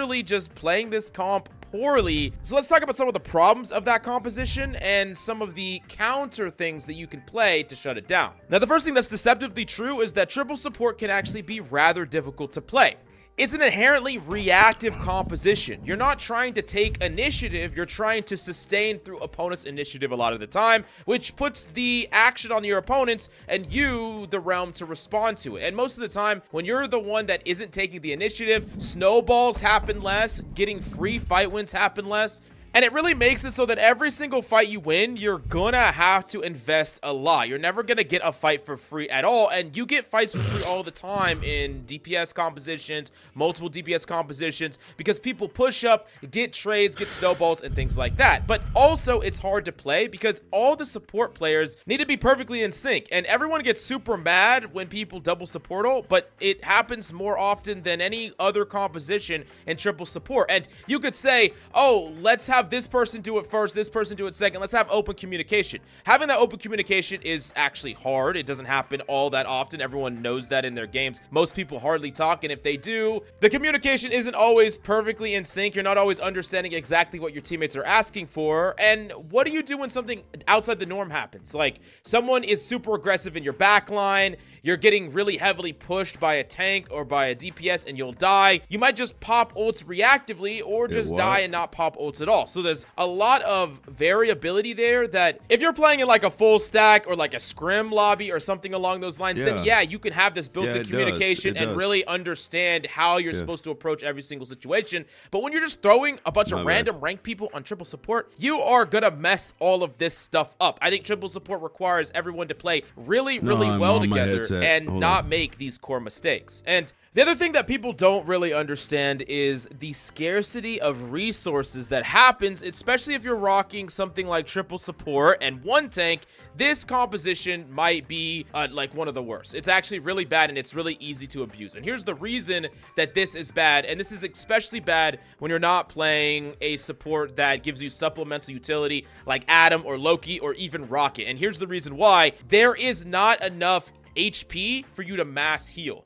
Like, if you have one tank, let's say you have one Magneto, that person is not taking a lot of damage. And if you go up against two tanks with two supports, both of their supports will reach their ultimate when everyone on your team is at like 50%. And if they just ult first, y'all just lose fights. And then in the next fight, when they start comboing ultimates with their one DPS or the two DPS ultimates, you're gonna have to respond and trade out all your support ultimates. And by the time you're done with all that, they're building up more support ults. So it's like you're behind in tempo dramatically. And you can offset that by being aggressive and doing damage and stuff like that, but your damage is never going to be quite as much as a DPS in your slot. You're not going to apply as much pressure with purely your damage, and there's not enough raw healing for you to actually take advantage of the fact that you can generate an ult really fast. Now, this could definitely be offset with certain supports, like I talked about. Supports like Adam Warlock really, I think, are important in a triple support composition, or Loki, or whatever the case may be, providing extra utility outside of the norm of just pumping a ton of heals. I know the other supports do offer a lot, but not quite the same amount of like raw damage specs as someone like Adam. And that's really important because you want to make sure that your supports are not all fighting for that same resource so that they can build their ultimates appropriately. Now, the thing about triple support as well, and the reason that I highly recommend not trying to force this, like, you can definitely play it if you have the people on your team that are good at support, but don't be throwing people on other roles into this composition, because the ways to counter it are actually really easy. So number one, Iron Man plus Hulk. Everyone knows just how busted this comp is because Hulk and Iron Man got banned at high level, like consistently, and they still get banned quite a bit, but especially if you're underneath the ban ranks, Iron Man plus Hulk just completely farms triple support for a number of reasons. Number one, Iron Man is going to be more or less uncontested. Not a lot of supports can contest him. Only really Adam Warlock can contest him. And if you have less DPS, there's less angles to challenge the Iron Man, which allows him to do his job a lot easier. And then he can just ult burst through all the support ults. So that's one. Two, a character like Moon Knight gets to farm ultimate actually at a faster rate than a lot of supports can, trade out a crazy amount of damage that chains together, and build an ultimate that supports can't survive through. So he's another extremely strong character against something like triple support. And one of the weaknesses to Moon Knight is characters that are specifically targeting him. So it's mostly about the fact that supports can't apply pressure, and that's the big thing.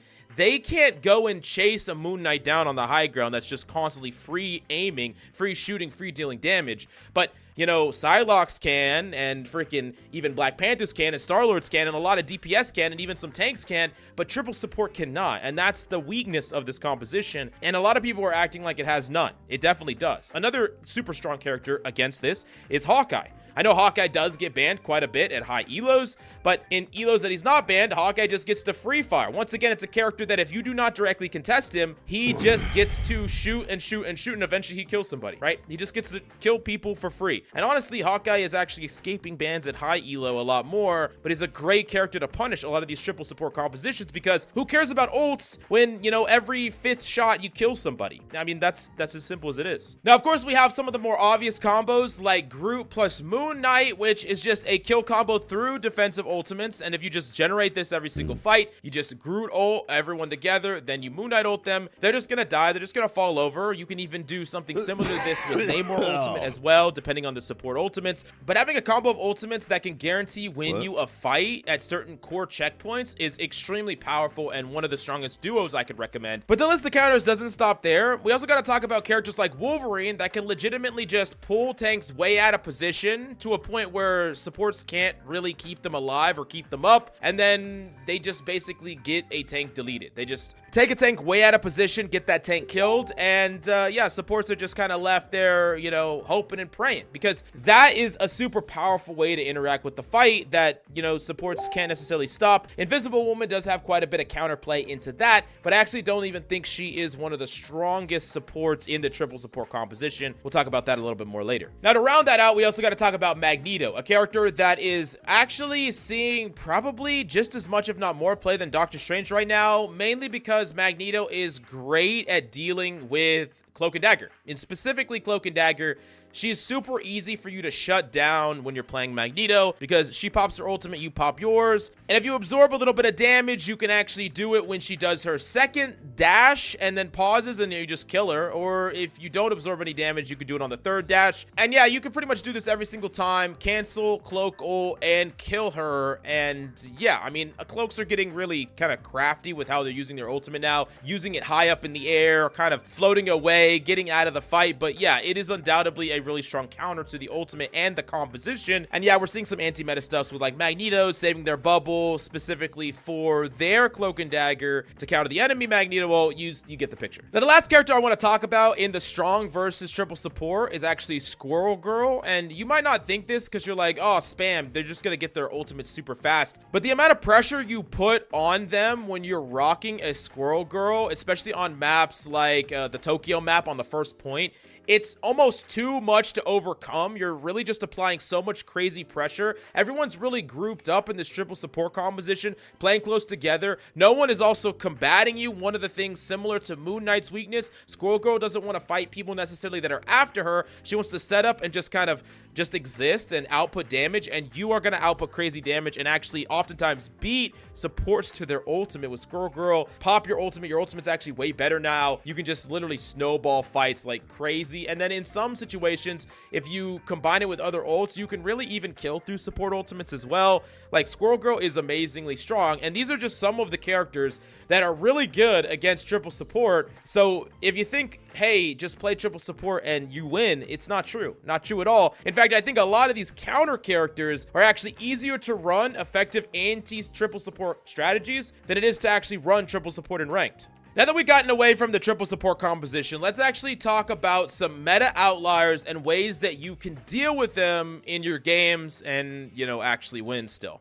The first one we got to talk about is flying heroes, so specifically Storm and Iron Man. And I do understand that these characters are banned a lot, but I also want to talk about people that can't ban them or when they get through the cracks of banning. How do you deal with flying heroes? What is the core objectives? How should you interact with them if you can't directly interact with them? What do you do? So the first thing I want to talk about, and a lot of people ask me, is can you play like a dive character that can't deal with these characters against them? Like, can I play Black Panther against them? Can I play this character against them that just dives in? And I always like to say you could be a threat or an answer. Like, you could be one or the other. You don't have to be both. You could just pick one and still get a lot of value. So if you're a Black Panther that is going in and killing their supports every single fight, it literally doesn't matter that you can't shoot the Iron Man or you can't shoot the Storm. Like, that doesn't matter because they don't have the resources to keep their composition alive, their tanks alive, and they aren't getting any healing as well. So now they're in an awkward situation where they either need to kill more than you, be a bigger threat than you, or they need to try to play to stop you. But if they can't stop you, then you're still just kind kind of rolling through. So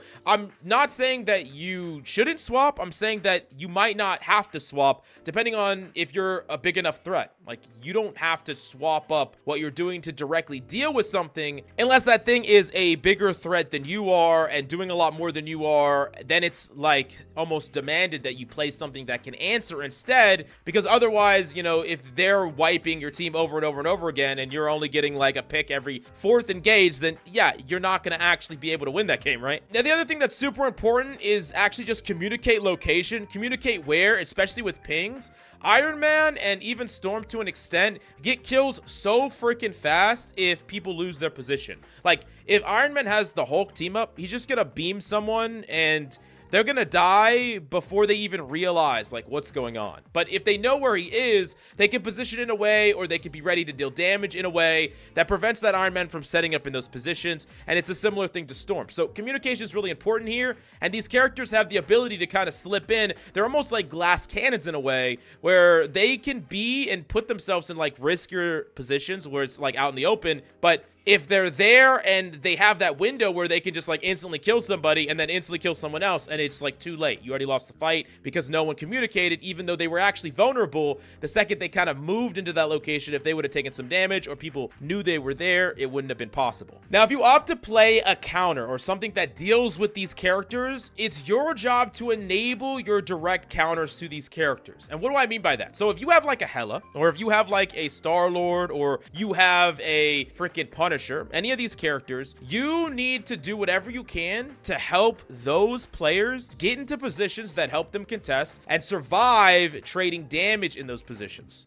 So like, if you have a Hela that is peeking out super wide, right, and she gets like walked on by a tank and there's nothing that responds to that, then you didn't create enough space for your Hela to hold that angle and like deny that Iron Man. And if you're a support, you can be pocketing that Hela, because let's say the Hela does a little damage to the Iron Man does a little bit of damage to her, and then you trade back and forth, and then your Hela dies. Now the Iron Man gets healed up, he's gonna wrap around, and he's gonna kill your whole team because he got nothing to contest him. So you gotta understand that like, the little bit of healing that your tank needs, the little bit of healing that your other random Iron Fist needs, or whatever, whoever it is, they don't matter in that moment. What matters is the person that can contest the thing that, if left uncontested, can kill your team. I talk a lot about win conditions in fights, but like, their win condition is dealing with the threats. And I talk about that a lot in my DPS video, where it's like, if you are playing certain characters, once the threat is gone, you're much more free to like fly in the sky and kind of play skybox, play range. No one can touch you. You could be a lot more liberal with your position. You could be a lot more aggressive with your position. That's exactly what you want to prevent as a tank and a support and even a DPS in your games. Like, you want to make sure that the Hela is also not being forced to constantly duel a Psylocke. So if you're the other DPS, you're going to keep that Psylocke off the Hela, because that is not what you want her focused on. And if you're the Hela, you understand that this is your primary priority, so don't get too caught up and distracted with other things that don't make it so you're accomplishing your core goal. Now, we mentioned him earlier, but this next character is warping games around him completely, and it's Wolverine, a character that we all thought was pretty bad at the start, and then we slowly find out he's actually busted, and then he got buffed, and he's even more busted. And this character is a problem because he can just delete tanks over and over again, and a really good Wolverine can't be stopped. It doesn't really matter if you're playing Magneto. I know Magneto has a lot more counterplay, but it's a lot harder. Groots get farmed, Stranges get farmed, and if the Wolverine gets the right amount of resources, he's going to delete a tank every single fight, which means you're probably going to lose like every single fight over and over and over again. And if this is not happening to you, I promise you it will. As you climb, you will run into a Wolverine that does this to you over and over and over again. So what do? How do you stop him? How do you stop your tank from dying? How do you live as a tank yourself? How do you win against these god tier Wolverines? Now, the first thing is you have to call out his setups. Like, a Wolverine is going to be typically waiting on the high ground, waiting for a tank to walk forward, and he's going to drop, he's going to scoop up your tank, and then he's going to die, right? So, scouting the area, especially if you're a DPS player, this is your job. Scout the area, find where the Wolverine is, force the Wolverine in a fight with you. Don't allow that Wolverine to take a fight with your tank. Force him to fight you, because in a fight, he's actually at a disadvantage against squishies comparatively to tanks. You want him to focus on you all the time. So So if you can force that, that's a dub. That's actually a good thing. It's a good trade overall for your team. He's not taking your tank. He's not killing your tank. That's amazing. The other thing is, in general, the #1 counter to Wolverine is Invisible Woman. We went over this in the Wolverine guide with Team Captain. The pull will yank people out of his grip, and on top of that, the Vortex doesn't even let the Wolverine jump at all, and if he jumps into it, it will drop the person. So if the Wolverine comes to your tank, you throw the Vortex on your own tank, you pop it because you can pop it midair, and now the Wolverine is just standing there, and then you make sure to constantly deal damage to him over and over again. Typically, you want to cycle both. So you pull the Vortex, the Wolverine's going to do a funky dance and kind of wait it out. Then he's going to try to pull, then you pull him. So you just shut him completely down. And another super important aspect of this is calling out when Wolverine doesn't have his passive. When he has his passive, it's super important that you trigger it as soon as you can. It dramatically lowers his overall HP. It makes it so he has to go for a lot riskier plays, or he's going to be out of the fight for a much longer time. And then when he doesn't have it and he has it, it's something that's really, really important to coordinate to your team, because it can change how your DPS duels them. Like if a DPS chases them down, if he has the passive, the Wolverine could turn the tables on them. If he doesn't, they could go all in and kill them. But if they use that last ability and they have the passive, they'll just die. So you really got to communicate this stuff. It's really important. But I really hope you learned something in this video about how to counter some of the meta strategies and characters. Let me know if you have any questions in the comments down below, and make sure to check out the Marvel Rivals Academy. Free class this Sunday, and I really hope to see you there. But anyways, I'll see you next time.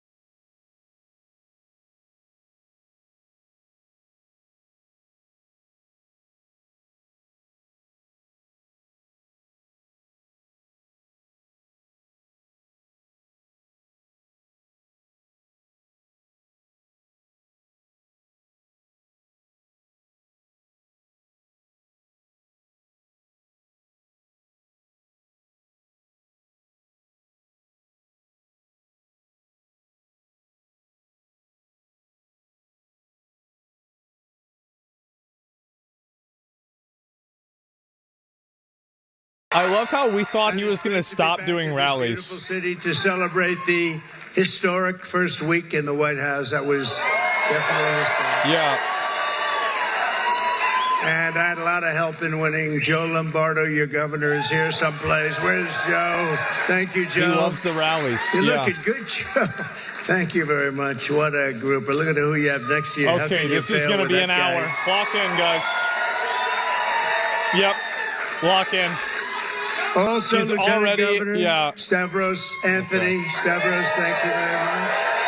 Thank you very much. Right. Where are you? There you are, Stavros. You're very good. Only an hour. Is he doing a good job, Joe? I think so, huh? He's all right. Nevada GOP Chair Michael McDonald.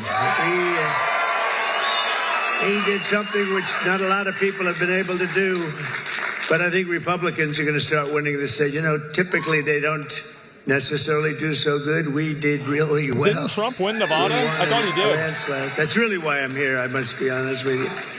Republican National Committee woman, Sigal Chattah. Yeah. Sigal. This is a thank you tour?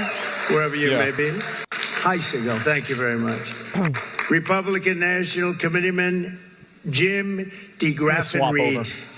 That's a hell of a... They've got somebody with Parkinson's or something like that. That's Where recording. the hell is he? UFC. Are the Nelk Boys here? Oh, yeah, there they are. The Nelk Boys right there. Oh, shit. And Rick Harrison. Rick, thank you very much for being here. You're around here someplace with Dana. Mr. Phil Ruffin, his wife Alexandra, and their two beautiful children, Richard and Marlena. Are they Canadian? I don't know. Phil? Where's Ruffin? Where's Phil Ruffin? He's right here, so he's some legend, I'll tell you. He did a thank you tour on the first one, too? I don't know. Phil. I don't remember that. He's here. He'll be coming out. Today we talk about how we're going to end the economic suffering and stagnation and disaster of the past 4 years and create the 4 greatest years in the history of our country. That's what's going to happen. That'd be good. That's what's going to happen. That'd be good, yeah. And as I said in my inaugural Would I go to the address, White which, House? by the way, it got the highest Absolutely. rating in the history of Fox. Absolutely. Can you believe that? That's nice. The golden age of America begins right now. I'd ask him why he doesn't just drink normal But I Coke. have to be honest with you. I'm really here for a different reason. I'm here to say thank you. I went to North Carolina yesterday, and then I Just drink normal flew Coke. to see just an unbelievable problem in just a mess in Los Angeles, right? And I said, you know what I ought to do? I want to come to a state known as Nevada. Has anyone ever heard of it? Man, what the And don't fuck ever are you talking mispronounce about? the name. You're not allowed to do that, Joe. You mispronounce the name, you got a problem. Man, he's really You just ever going see on, somebody huh? when they say it's Nevada? Nevada?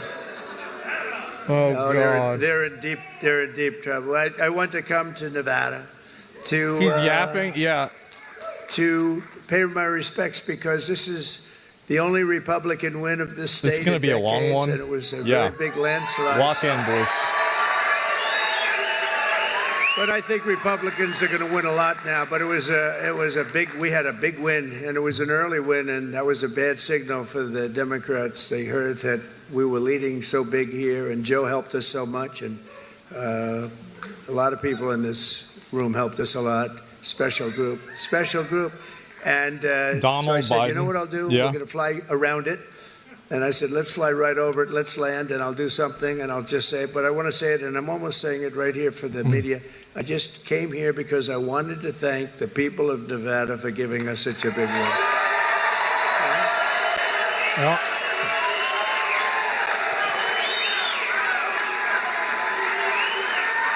Change diet to Diet Coke. I feel like normal Coke's way better.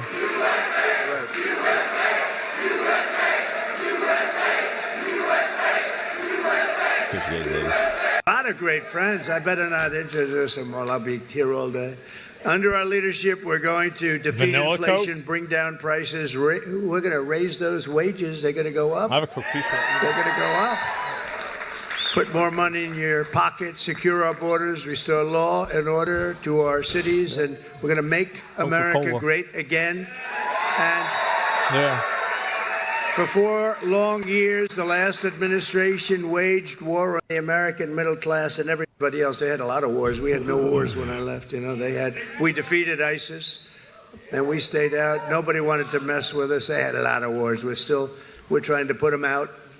We'll get them put out. Don't worry, we'll get them put out. We were headed to World War III. I'm telling you, we would have had problems like you wouldn't believe. They shut down American energy, buried you in crippling regulation, imposed hidden taxes, and spent trillions and trillions of dollars on waste, corruption, and radical left lunacy. These were lunatics. The result was the most brutal inflation in a half a century, perhaps ever, in this country. I think ever. And soaring prices for food, groceries, and other household goods. The people of Nevada are now paying nearly $1,200 per month more to make ends meet. Did we go back in time to Since pre-election? I left office. Think of that. Well, this is pre the third at election. least. But since I became the 47th president at noon on Monday, I've been moving with urgency and historic speed to fix every single calamity of the Biden administration that they've created. And this week alone, I took nearly 350 executive actions to reverse. Damn, what the fuck?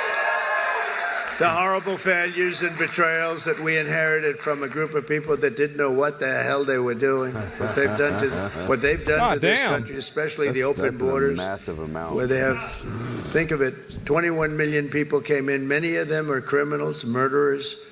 Well, we're getting them out. You see it. You see it yesterday, first day. Our message could not be. I love how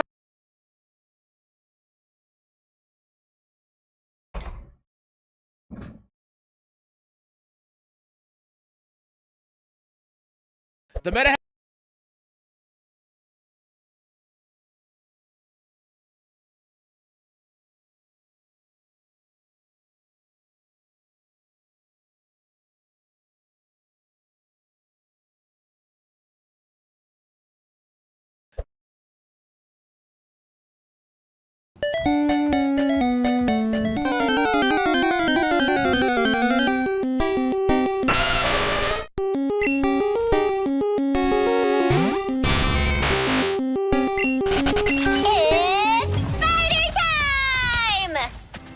Hey, this is Unbearably.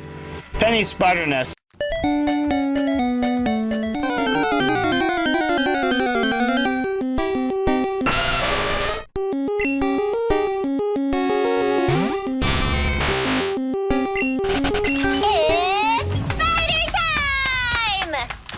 Hey, this is Unbearably. Penny's spider nest is one of her strongest tools, and where you place the nest can be the difference between it having no impact on the fight at all, or helping to secure a kill on an enemy flanker or tank, which allows your team to win the team fight with the numbers advantage. This video will be the first of a series that goes over the best places to put your spider nests and mines on every map. In this video, I will show you the best places to put your spider nests on the convoy map Idrisil's Path, both for defense and for attack, so that you can get the most value out of them.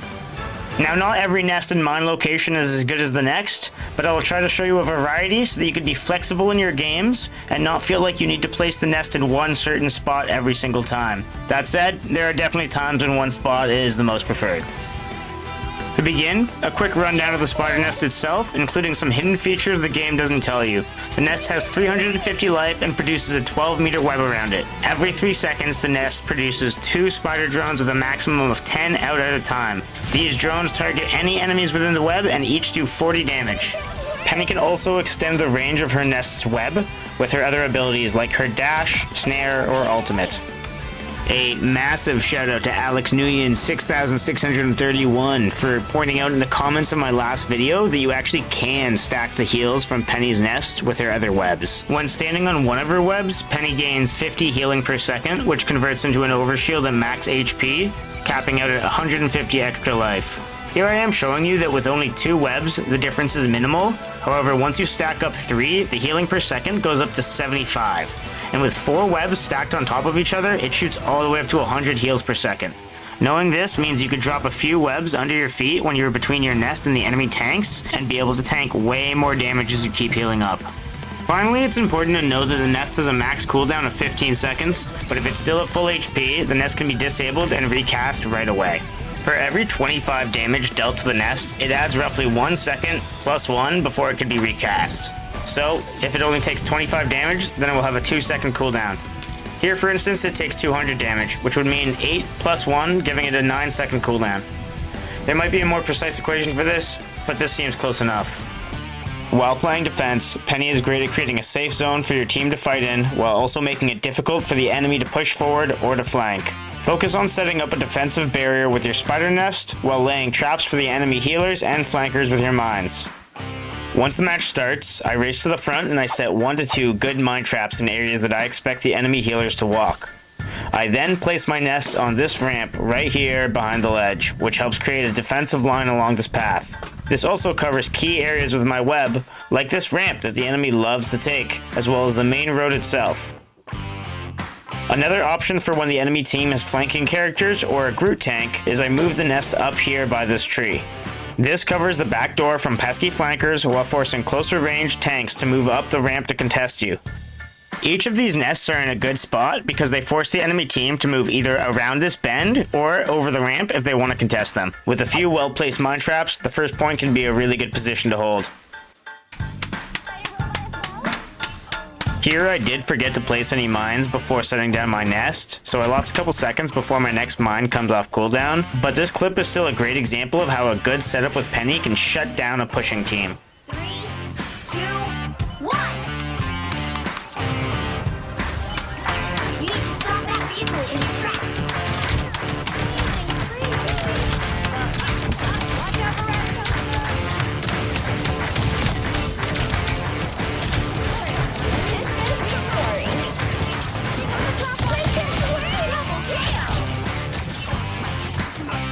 Once the enemy team pushes up past that first ramp, there are 2 places to put your next spider nest.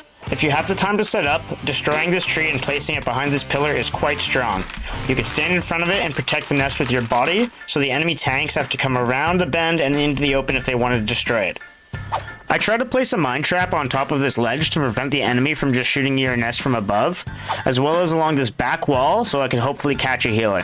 If I can't reliably place my mines in one of these 2 spots, making a big anti-tank mine right at this bend is also quite effective. The secondary nest is another option and is better at supporting your backline, so if the enemy team has a diving comp, then consider using this spot instead. When in this position, try holding along this line while setting up mines to defend your flank on the right. Stay close to your nest and your healers and try to kill the enemy as they funnel through the choke point.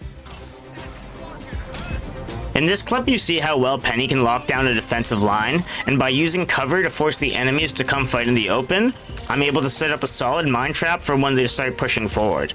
This is gonna hurt.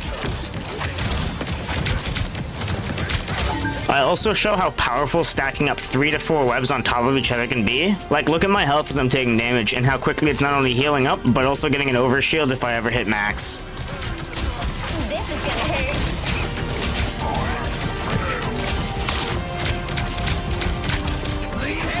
Against the world. Double kill. Scoring.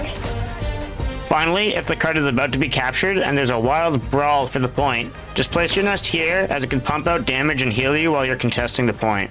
If your team wins the fight and the game still isn't over, quickly go place your nest at one of the previous locations. This next choke point is one of the best spots in the entire map to hold, as it funnels the enemy team around this corner and under the bridge. I start by placing a spider nest by this pillar and reinforce the area under the bridge with a mine trap for when the enemy tanks push forward. This creates a defensive line that is really hard for the enemies to push past, and realistically, if the rest of your team is also pulling their weight, it can be almost impossible for them to move past without using an ultimate. I also like to place a couple mines along this back wall by the stairs, as sometimes the enemy healers will walk on top of them and I'll get a free kill.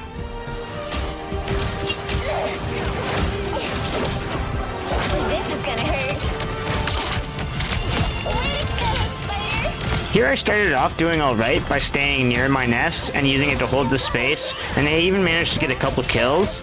But once the enemy Invisible Woman ulted, or even after my nest was destroyed, I probably should have focused on getting back to my team and my backline, as my nest's job is to hold this space, not Penny on her own, and the healer ult can push past your nest even, so it was really time for me to get back.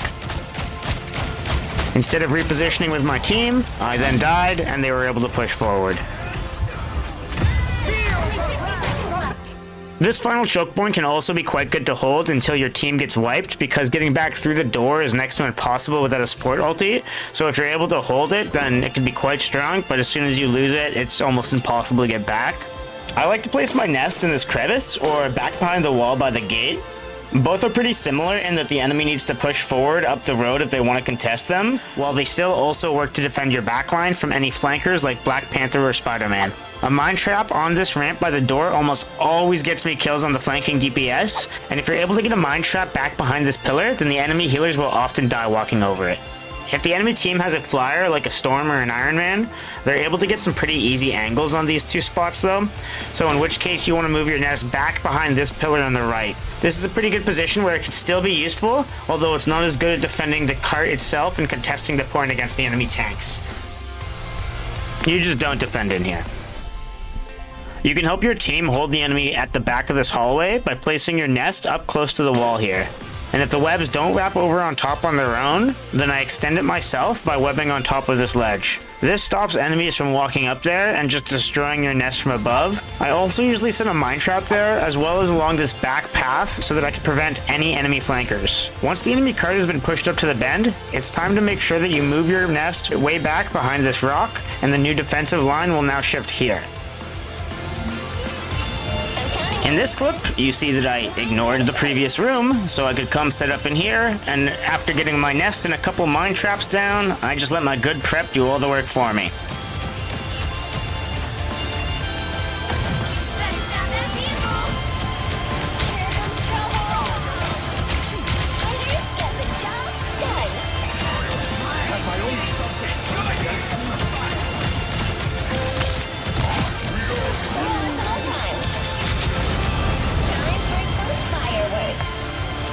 In the final room, the best place to put your nest is right around this corner.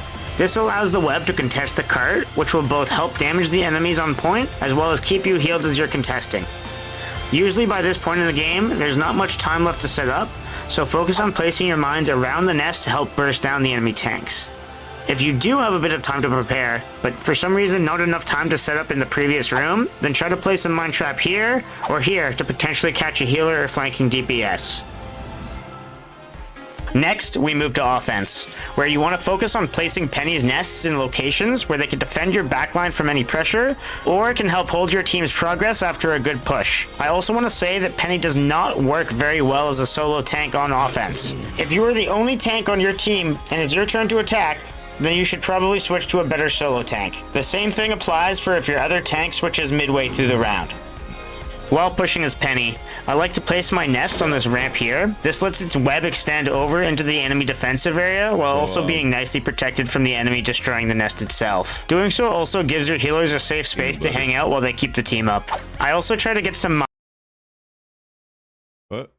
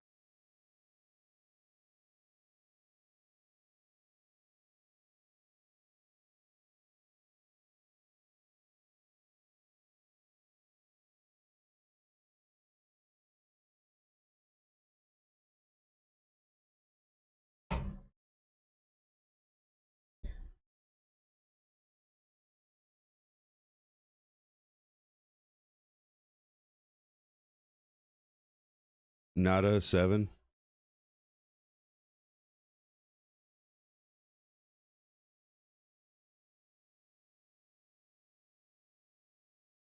Yeah.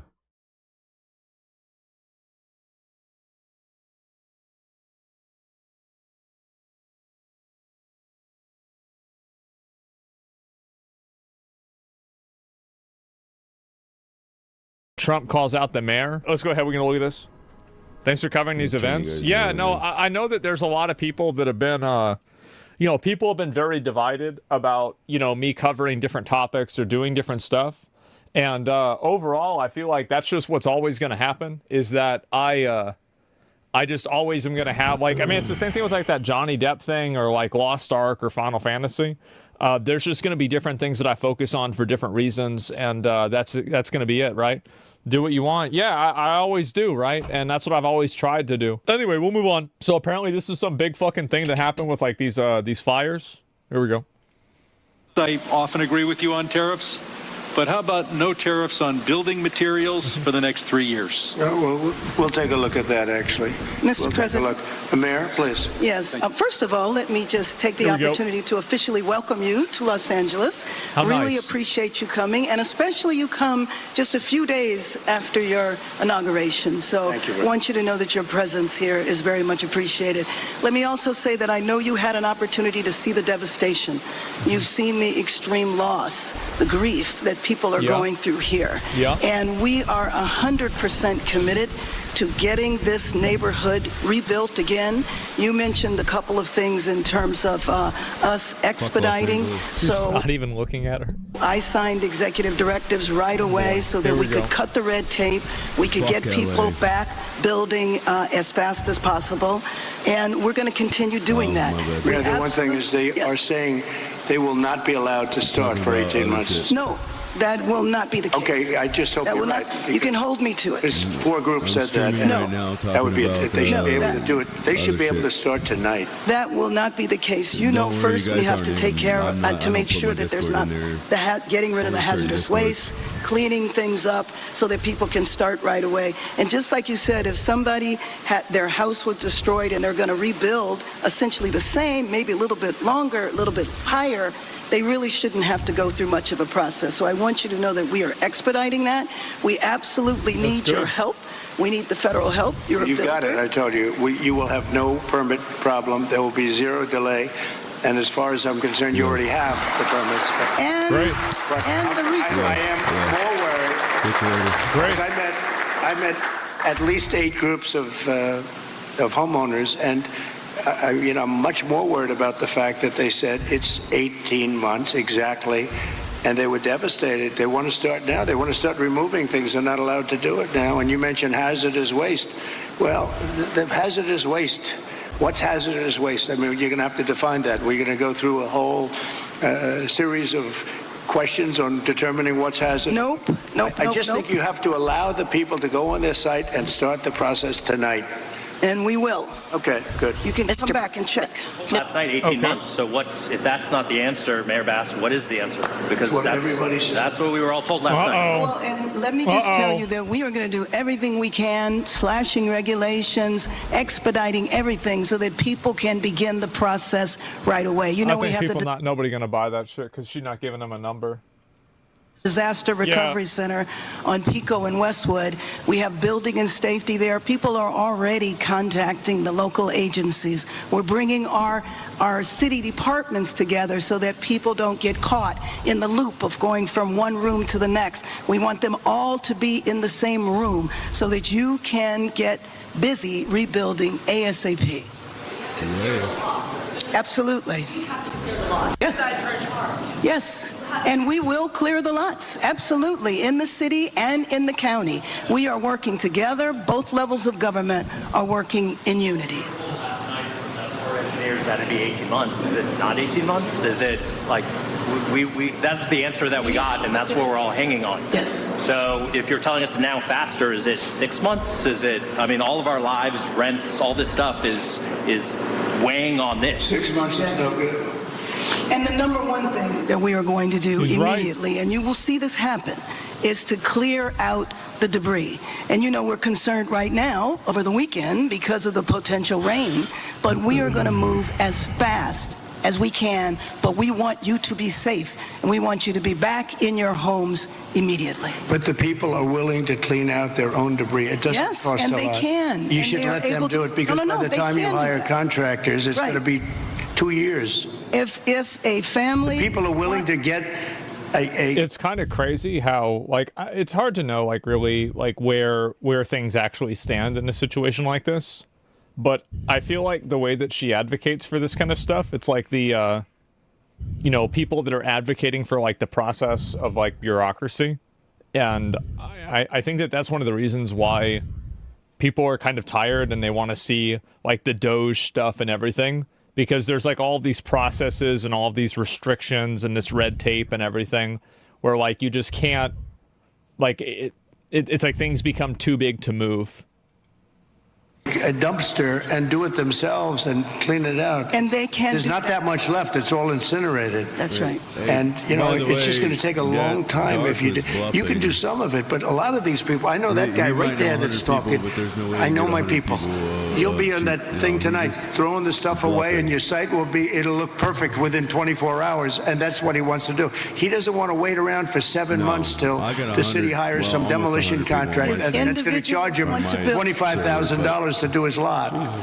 I think you have emergency powers just like I do, and I'm exercising my emergency powers. You have to exercise them also. I did exercise them. Because I looked, I mean, you have a very powerful emergency power, and you can do everything within 24 hours. Yes. And if individuals want to clear out their property, they can. Well, yes, but you know that you will be able to go back soon. Mr. President. We think within a week. That's a long time, a week. I'll be honest. To me, everyone's standing in front of their house. They want to go to work, and they're not allowed to do it. And the most important a week thing is a for long people time. to be safe. They're safe. They're safe. You know what? They're not safe. They're not safe now. They're going to be much safer. A week is actually a long time, the way I look at it. I watched hundreds of people standing in front of their lots, and they're not allowed to go in. They took her mic? Yeah. I didn't even realize that when I saw it. Yeah, they took her mic? Oh my God! Let's see if what people think. All burned. It's Jesus. gone. It's done. Nothing's going to happen to it. It's not going to burn anymore. There's nothing to burn. There's almost nothing to burn. And they want to go in. The people are all over the place. They're standing, and I say, "Why aren't you going in?" We're trying to get a permit, and the permit's going to take them. Everybody said 18 months. You said 18 months. You said 18 months. That was last night. Man, that was last night. On that. Man. Find more videos, it gets much better. President Donald Trump and First Lady Melania Trump were able to see the devastation from the Palisades fire firsthand from both the air and the ground. They also met with local, state, and federal leaders to discuss relief. And now our decision for Tim Caputo is on the Pacific Palisades. We'll look at today's visit. Tim. David Ellen, this is still going on a little bit later than initially anticipated. President Trump essentially on his way out after that long roundtable, taking questions and speaking, as you guys mentioned, with state, local, and federal leaders on getting people aid. Obviously, the president coming to town. I work in the construction industry around LA. The permitting process is an absolute shit show. No, I have a friend of mine that he worked in a construction company in California, and I think he did work in LA, and he said the same thing to me. And I feel like, it's the bureaucratic process. That's always what it is. And I think that, it happens with, I think with every system, this is kind of it's like a cancer. You have, an efficient, really, well-managed system. And then the system grows and gets bigger and bigger and bigger until it becomes oppressive. And then the oppression needs to have regulations inside of it. And then so it's it just kind of builds on top of each other. And I think that happens. It happens with everything. It happens with companies. It happens with governments. I don't know. I think it happens with video games. People make video games. It's entropy or scope creep, basically. People who are on the other side of the political aisle, but everyone hoping they can work together to get everyone here aid. President Trump high above what's left of Pacific Palisades. Holy fuck. A brief aerial tour of the destruction before seeing the damage up close. 2, 1, right here. The president just sworn into office this week, quick to pledge support to those who lost everything in the fires. We're looking to get something completed, and the way you get it completed is to work together. He's the governor of the state. Yeah, I found out that we actually know somebody that had their house get burned down. I just found that out yesterday while I was on stream. I was like, what the fuck? A lot of people got fucked over by it. And we're going to get it completed. They're going to need a lot of federal help. Governor Gavin Newsom met the president as Air Force One landed at LAX. Looked like the trees made it? The two have butted heads before, but both vowing to work together to find short-term and long-term relief because the trees are tens fake. of thousands impacted. We're going to need your support. We're going to need your help. You were there for us during COVID. I don't forget that. And I have all the expectations that we'll be able to work together to get this speedy recovery. We will. We're going to get it done. Tremendous numbers of lives have been affected. A lot of real estate's been affected. Nobody's ever probably seen anything like this. But the president already said disaster aid would only come to Angelenos if the state implements voter ID and new water management policies. The second demand already... Voter ID. And I love how people are like, wow, I can't believe this happened. What did you expect? Yeah, of course he's, Refuted by the executive director of LA Waterkeeper, who said the president doesn't understand the state's water system. The president also held a roundtable with local, state, and federal leaders where he and Mayor Karen Bass had a lively back and forth about growing frustrations from people who want to get back to their properties. But we want you to be safe, and we want you to be back in your homes immediately. But the people are willing to clean out their own debris. It doesn't cost a lot. Yes, and they can. You should let them do it because by the time you hire that. contractors, it's going to be 2 years. The president was only in Los Angeles a few hours, and Governor Newsom hopes he returns to visit the equally ravaged Altadena. We found a few Trump supporters who lost their businesses in the Palisades fire, who hope politics don't get in the way of the recovery. Coming together. Yeah, I think it's kind of like, in my opinion, it's like this is like a two wrongs don't make a right situation. I think it's definitely mafia tactics to hold back federal funding if they don't do voter ID. It 100% is mafia tactics. Let's be honest, right? It's and Trump's done this a million times. what a surprise. Like, anybody could have predicted this. But at the same time, it's also dumb to not have voter ID.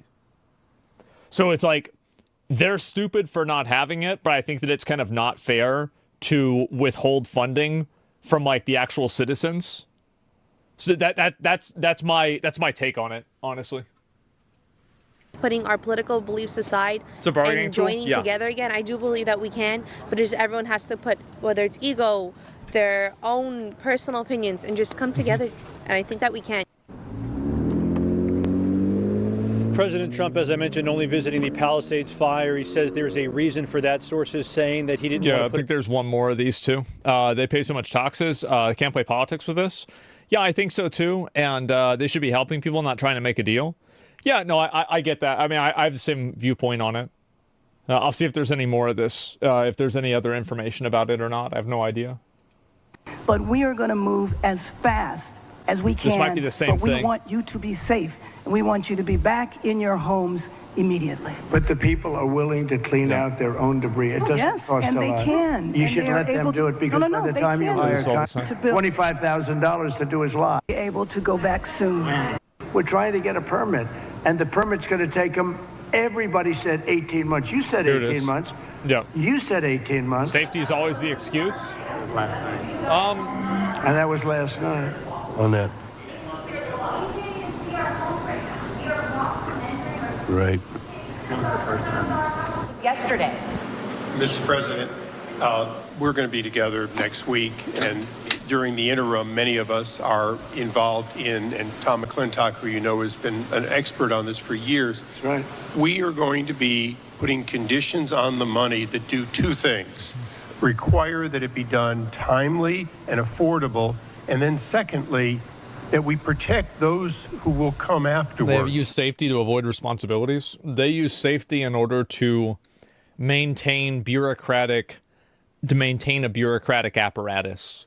And there is a degree of safety that's good, but the problem is that things like that have, like what I was saying, that entropy effect where it just like it creates more and more and more.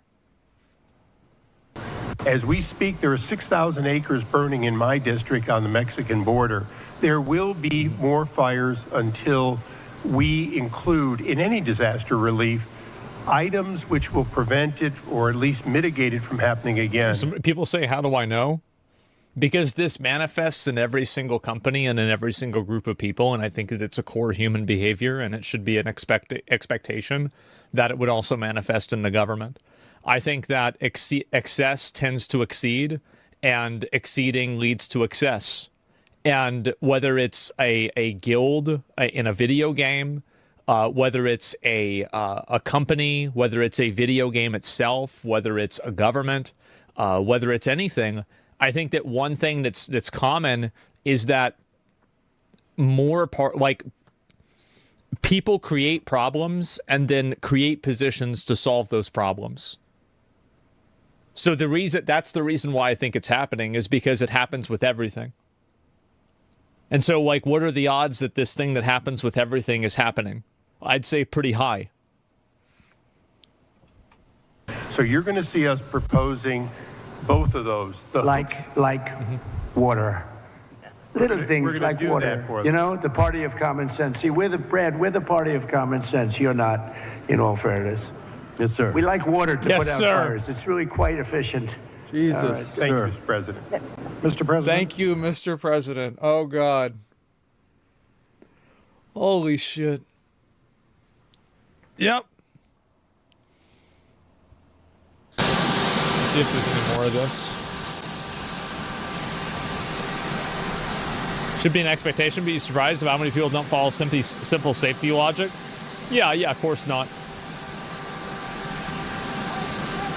Are they talking? Here we go. A little while ago, we have that in very good shape. It's too loud. The congressman in charge and Michael Watley, and we're going to do a lot of work. We have the handshake. I didn't even know this. The Army Corps of Engineers working as they are here. Is he doing that thing? That thing he does? We left them high and dry. And now we're going the handshake pole is so stupid. With some of the people from the area, I appreciate the government.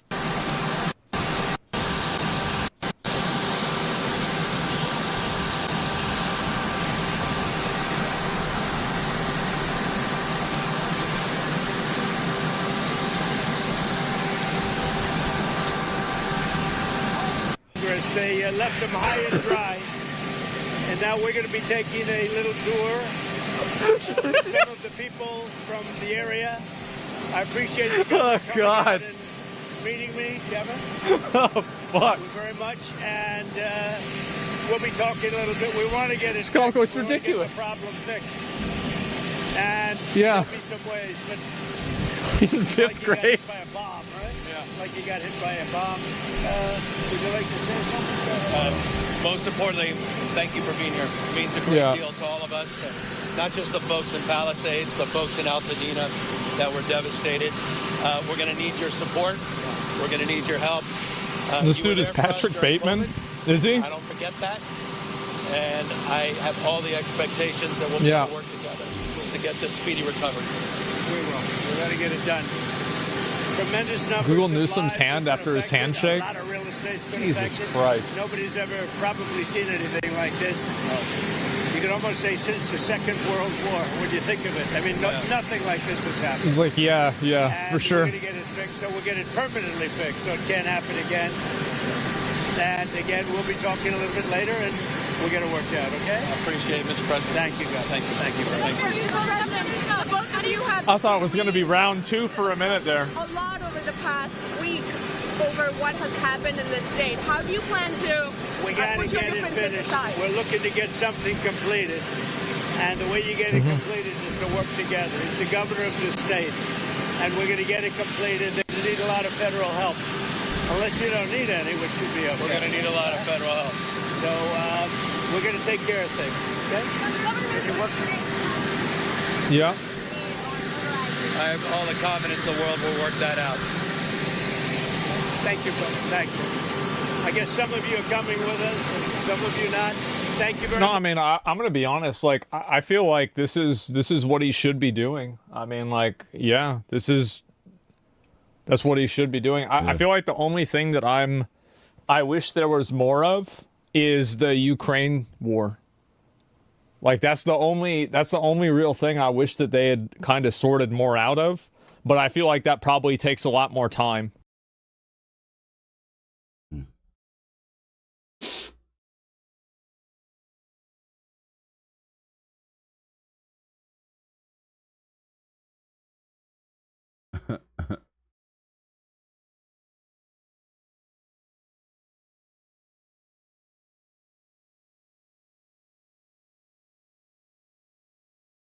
We win off that? 21. I think we win. That's game. Back it up. What? Brother, I don't know, man. He's above us. He's gone. He's gone. He's gone. That's fine. Yeah, my right click didn't fucking He's inside. hit him. He's inside. I'm hitting him. He's back out. Oh, come here, guys. Way. Feed him, come back.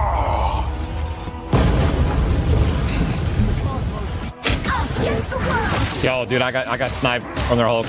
Get that vehicle moving again! Right there, all alone, back line, no one to help her. You can push up, I can dive him. Oh. The Groot's on me in the back line. I'm about to die. Yeah. Well, yeah, but our Venom's running in. We can't help him.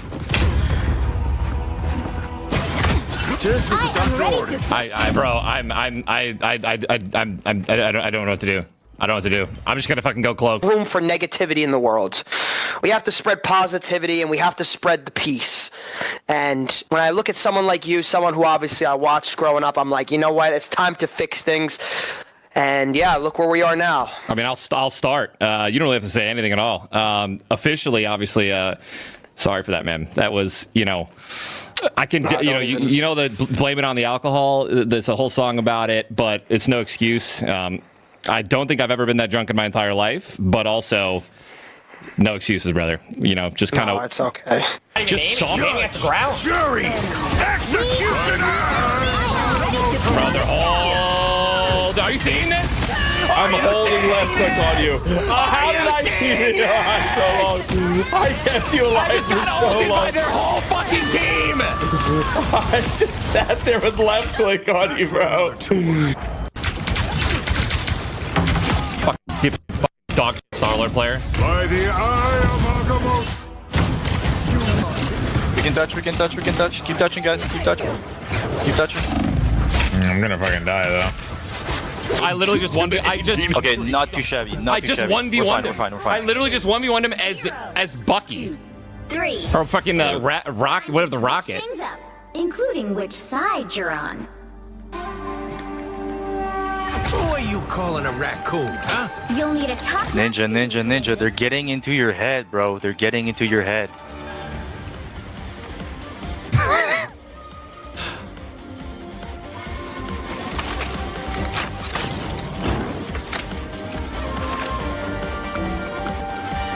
Nah, I'm in their head, bro. Now they're just gonna WQ me the entire time, bro, and throw. Wait, what'd you say? Okay. You're all getting fucking diffed, and you're sitting here not swapping. You're swapping to the most useless fucking heroes I've ever seen. Broski, you're suffering. You must be suffering. Autism, something. And you have the fame part. First off, just because you have autism doesn't mean you're suffering. You should get fucking canceled for saying some shit like that. I feel you, bro. Hopefully you get better. 30 seconds before you attack. You good, little bro? Bring out 2018 Ninja, bro. Come on, let me hear it. No, our Mantis died. Dead. Nice. I have my eye. Hello, one. I'm doing the same thing. Brutal. I can't block her either because I'm no shift. Brutal that Bucky had hooked there. Oh.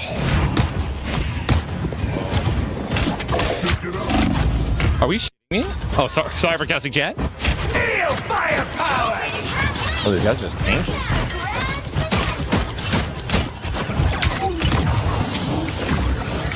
Get off me, bro.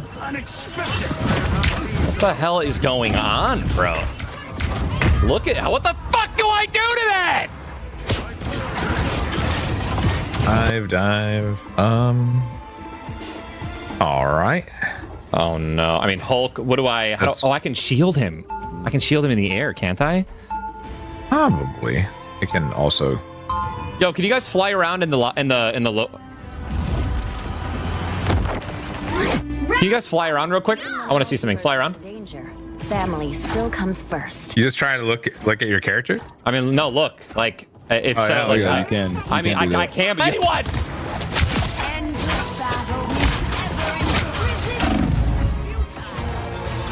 Like all of their deep down. They're to all their supports back up. All my supports stay in. 2, 6. Time to switch things up, including which side you're on. I can't do everything.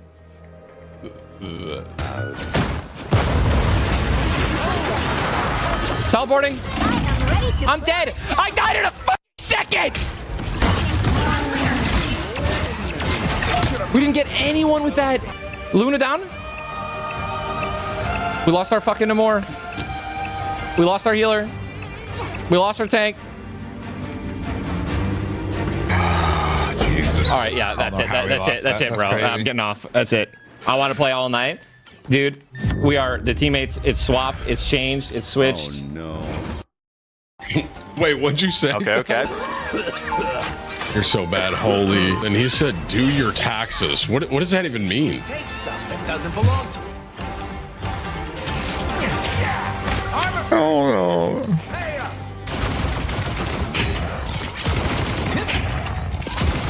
30 seconds before you attack. Get ready. Wait, let me get jump back. Okay. I can't even type that word. Timmy. Look at me. Timmy. Wait, so I think the edit with is funny. All right, you gotta show the last kill. I mean, brother. We have ult advantage. We just went an entire round without you ulting. I mean, you ulted it the last 5 seconds of the round. There's no way, right? You're trolling, right? You ulted it in the last 5 seconds, and then you're coming after me for my ult? Yeah, because you didn't use it all game. We're trolling, right? Actual? And I didn't use it in the last 5 seconds. I tried to save your the ult today round. have been miserable. Do not call out my ult. Okay. Sure. Okay. Sure. Nice. Cool. I saved it I can because we were feel winning that fight. Denny, you're not fun. I'm muting you. You're not fun. I'm muting you. I'm muting you. Mute me, please. I'm muting you. You're muted the rest of the day.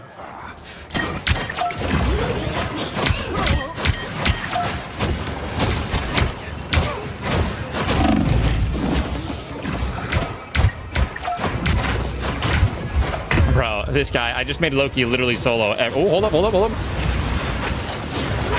There it is. Yeah, that's his game. He just melts, man. And he just doesn't die. Guys, our guy's not swapping Bucky. Our Magic finally swapped the Punisher. It doesn't matter. Bro, this game is not fun. I don't know why I play it. God damn. Well, Ninja kind of sucks at Marvel Rivals, I guess.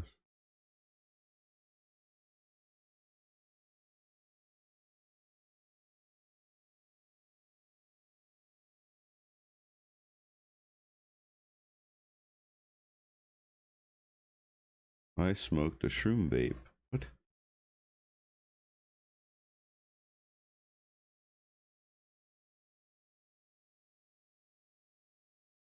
All right. Let me get 3. I don't know.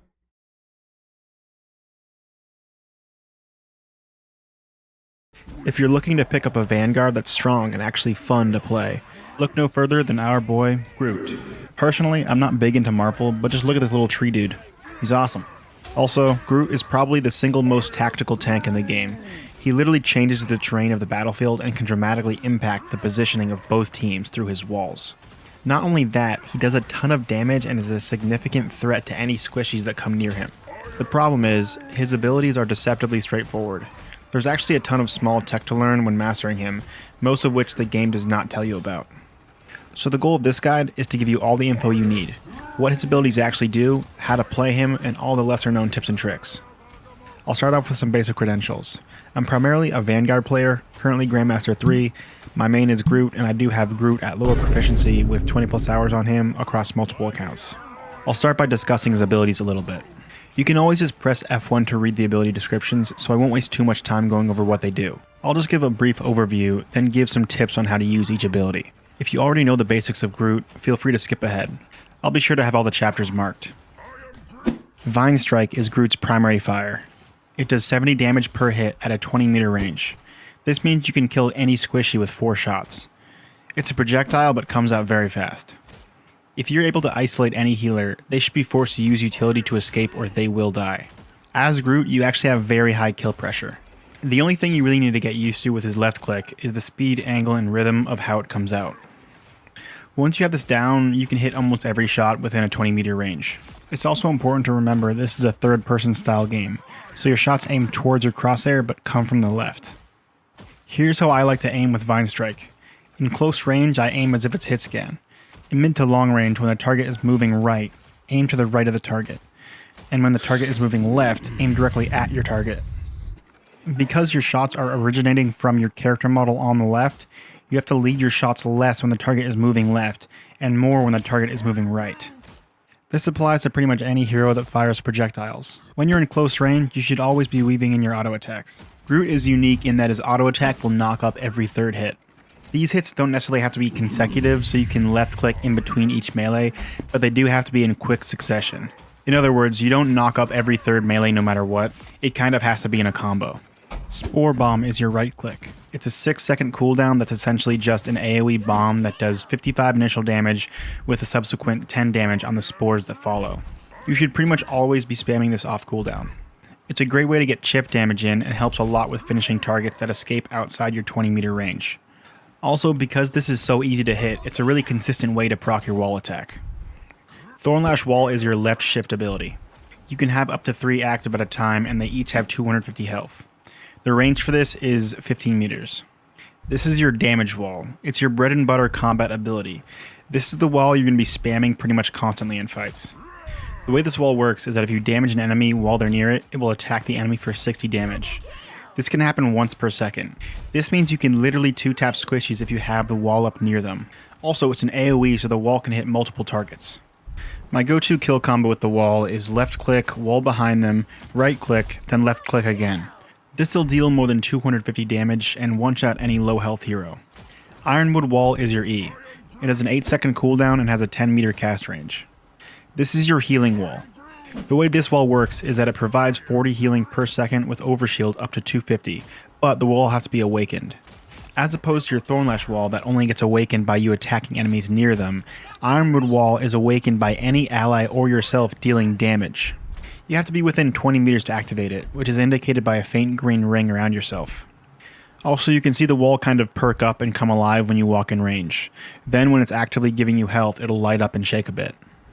Generally speaking, you want this wall to have as much uptime as possible. You can use Ironwood Wall for cover, but you generally don't even want to throw it up directly in the enemy team's sightlines. Because your goal is to have this wall active as much as possible, it's usually a good idea to throw it off to the side a bit, where you can duck behind it if you need cover, but it's not right in the enemy's face. Then, if they do want to take the time to shoot it down, they'll have to divert their attention away from you and your team. And although Ironwood Wall should be used defensively in many situations, you can absolutely use it to trap enemies. It has 700 health and is twice the size of your Thornlash Wall, so it's pretty clutch if you're trying to use it to isolate a target. The mistake I see a lot of Groots making is only using their wall either offensively or defensively. Ideally, you should be using your Ironwood Wall in a variety of ways depending on the situation. Strangling Prison is your ultimate. This is probably the strongest combo ability in the game.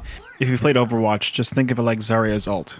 The initial projectile does 10 damage on throw, followed by 70 damage from the vines, then 20 damage every half second for 3.5 seconds. If you have your calc out, it does just over 200 damage in total. So technically without any additional damage, it can't really kill anything, but you and your allies should be damaging into the prison, so this shouldn't be an issue unless they pop a defensive ult to counter it. My go-to combo with the ult is to wall behind the area right before or right after throwing it out, then Vine Strike, Spore Bomb, Melee, then Vine Strike again. The two most important components are Spore Bomb and putting a Thornlash Wall up behind the prison, because both of these AoE and hit everyone trapped in the ult. Shields are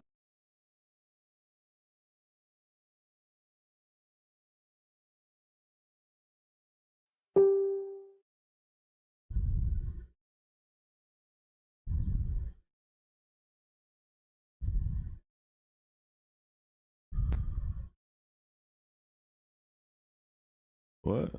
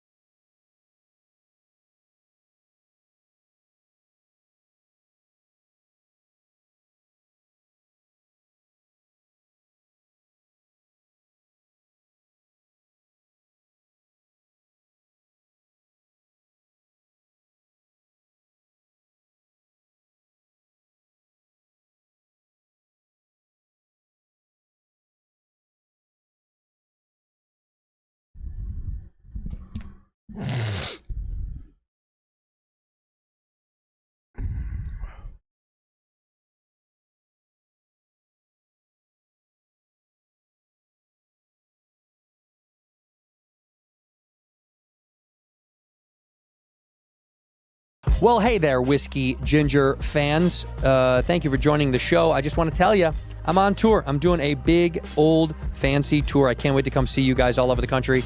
I'm in Frank, California to start. I go to Indianapolis, Charlotte, North Carolina, Waukee, Iowa, Omaha, Nebraska, Kansas City, Cleveland, St. Louis, Grand Rapids, Detroit, New Orleans, San Antonio, my hometown, Chicago, Illinois. I can't wait to come see you guys. Durham, Atlanta, Charleston, Philly, New York, Phoenix, San Francisco, San Diego, Boston, and of course, Minneapolis is the last on that tour, not the least. Last but not the least. And I'm adding dates, I'm adding shows, so be on the lookout. Go to AndrewSantino.com for those tickets. AndrewSantino.com. In here, we pour whisk, whisk, whisk, whisk, whisk. You're that creature in the ginger beard. Sturdy and ginger. Like vampires, the ginger gene is a curse. Gingers are beautiful. You owe me $5 for the whiskey and $75 for the horse. Gingers? Oh, hell no. This whiskey is excellent. Ginger. I like gingers. Ladies and gentlemen, welcome back to Whiskey Ginger. My guest today is one of my favorite people on earth. I say that for all my guests, but I mean it once again today. It's Prof, Minnesota's finest, in the house today. Dude, thank you for being here. Cheers. Let's have a little sip of something, even though you've been day drinking way too much already. Yes. But we'll sip slow.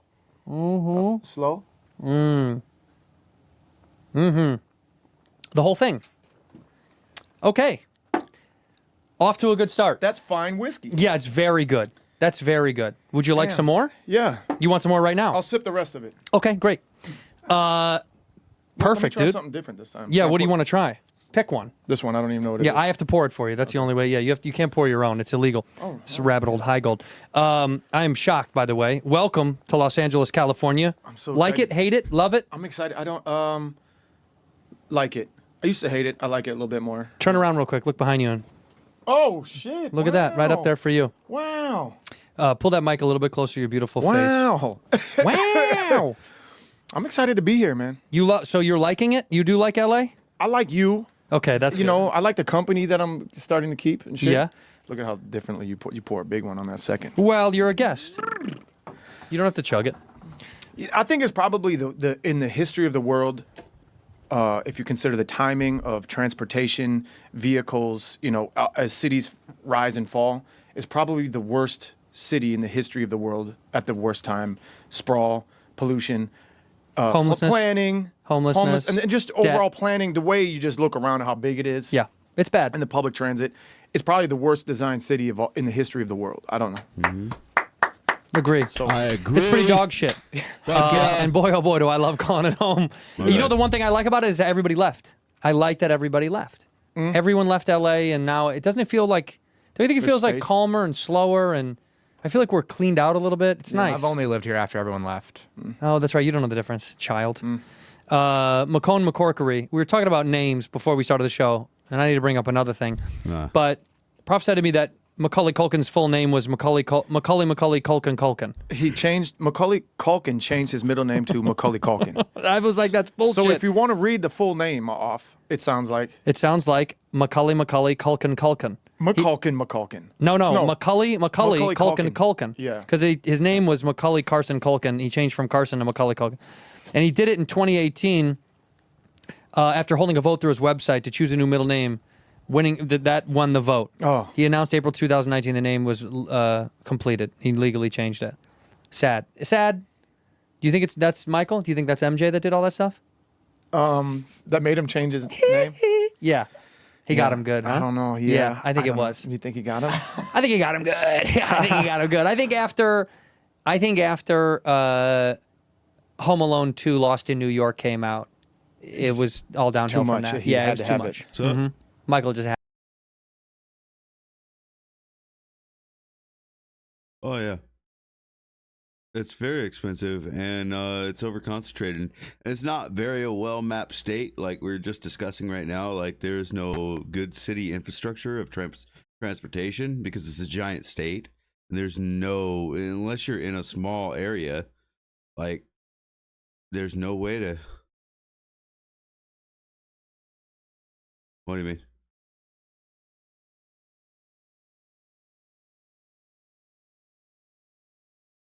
There's no infrastructure.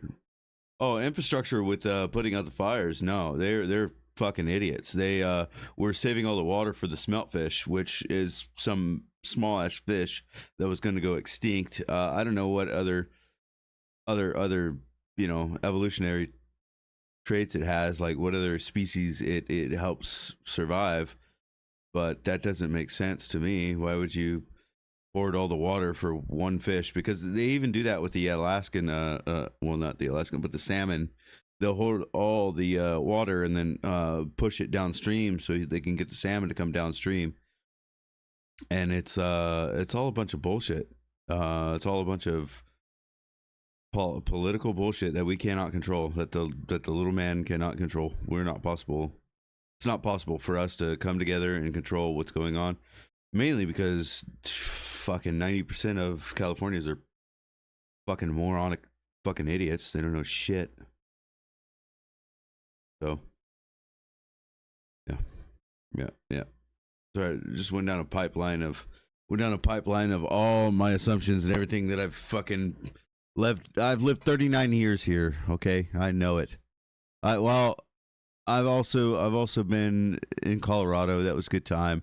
Like I've traveled a bit, but I know other states. I've briefly.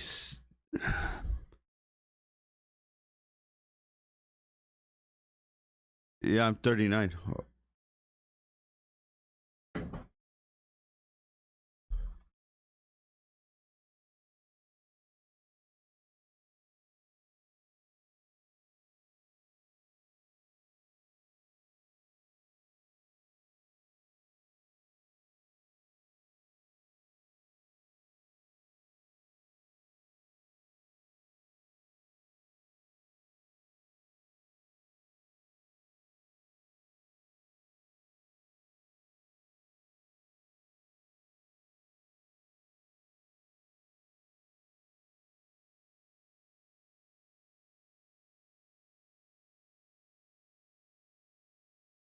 California has a lot of power. We had a lot of agriculture. We have a lot of the monetary value.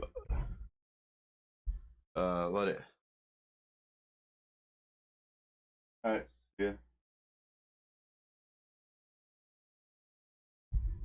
All right.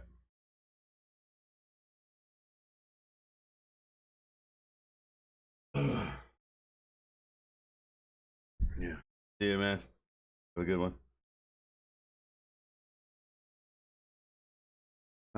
Get me on a rant. Had to have it. Yeah. And he ruined that kid's whole life. You saw the documentary on it?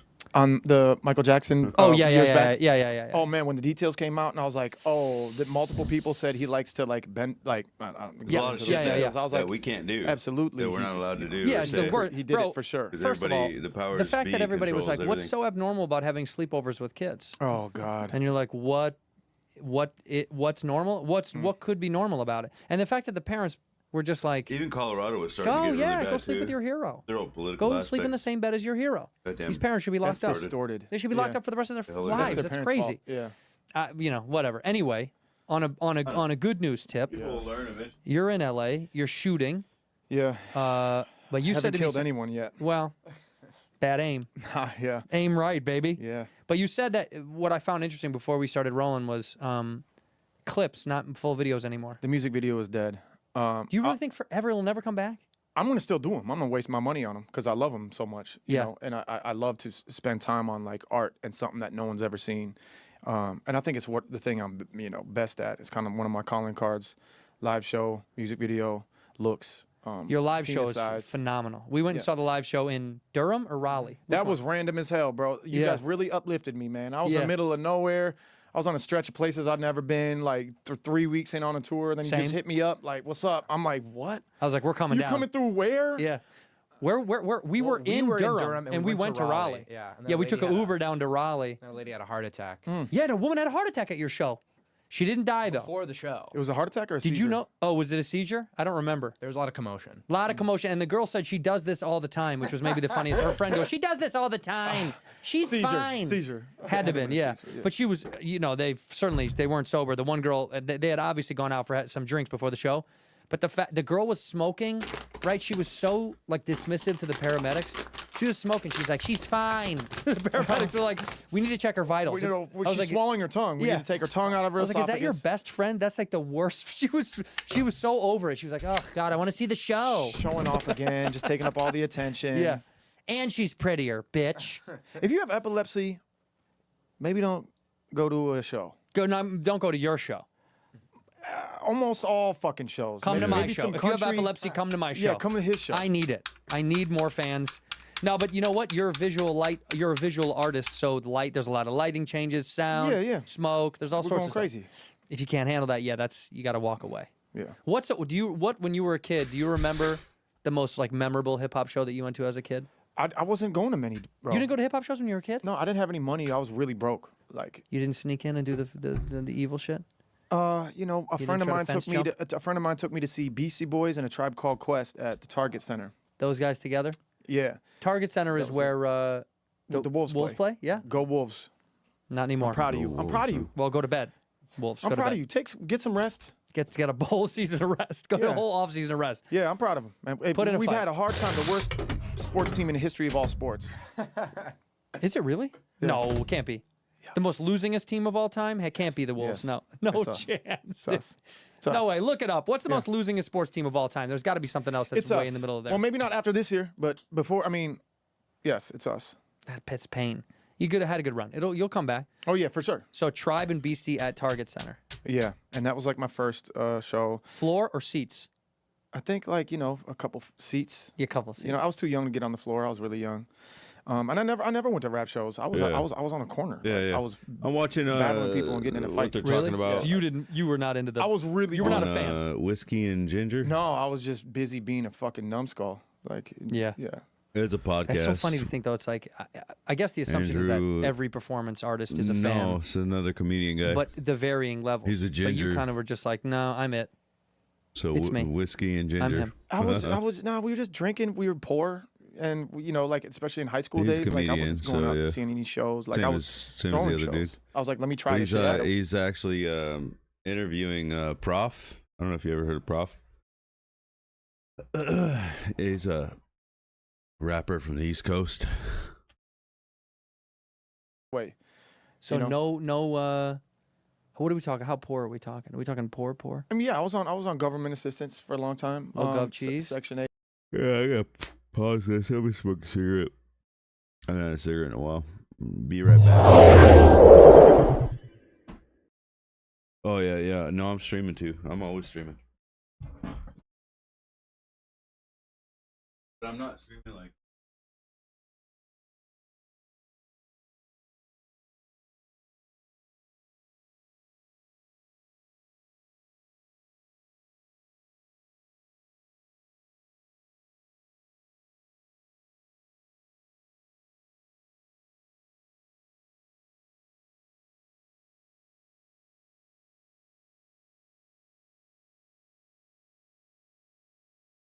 And when's this guy gonna pick up his Loki crown?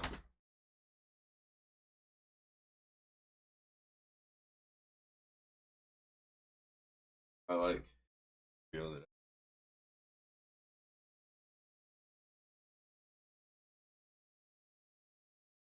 Oh, gold silk.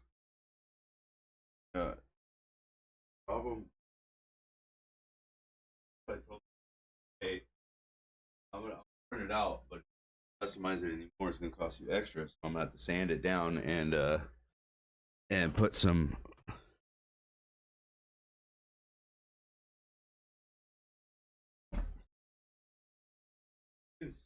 Down and air them.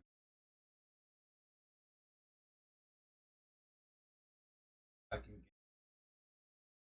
get it is right now. Charging this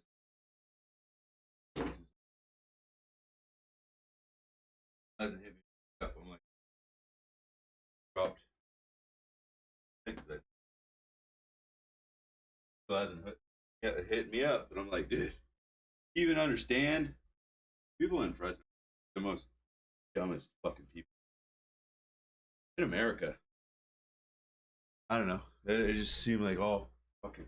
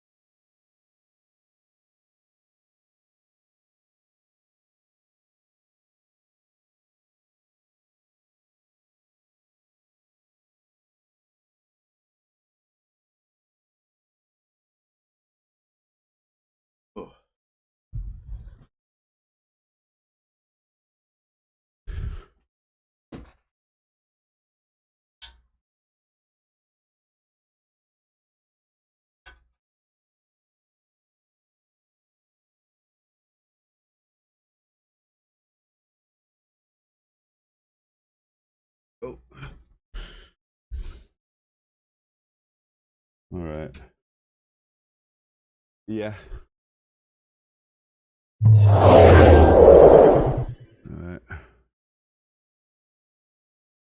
right. Housing and stuff like that. You know, I was in the hood, Potterhorn. You know, it was real. I was just on the way back with Ryan Sickler. you know, Love.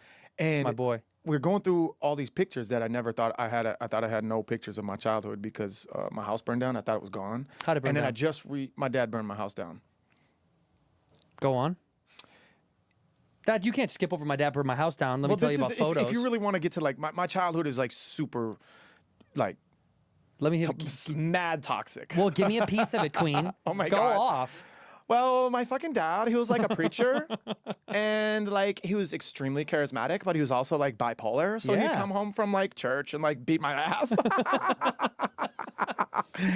And then like one day we had an argument, and he was like chasing me around the table, and I was like, "Fuck that! I'm 15. I understand that you're fucking crazy." Even though this was like before diagnosis, like he was undiagnosed. You know what I mean?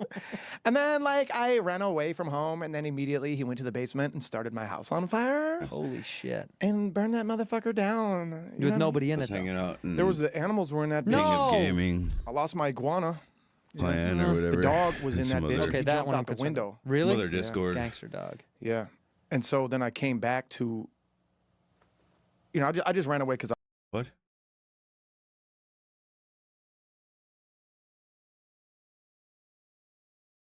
Oh, I was playing Marvel Rivals, of course.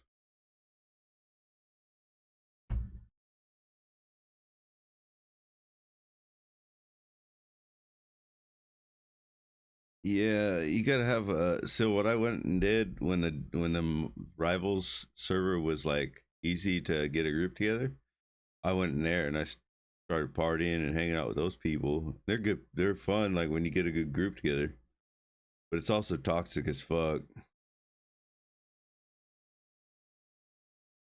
Yeah, but I found a couple good groups. Like I just started adding all the people that I thought were decent and were cool to hang out with. So pretty soon I'm gonna probably send them all fucking, because the Marvel Rivals Discord is overpopulated.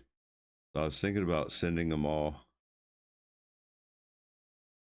I think I was gonna ask a bunch of all the people that I get from there to come over to my fucking Discord or something to make Marvel Rival matches, or I'll make my own.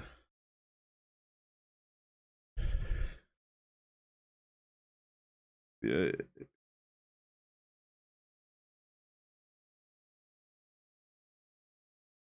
Yeah, that's what I'm gonna try to do because I've been adding like everybody. I'm tired of all the toxic shit though. Oh, Roblox.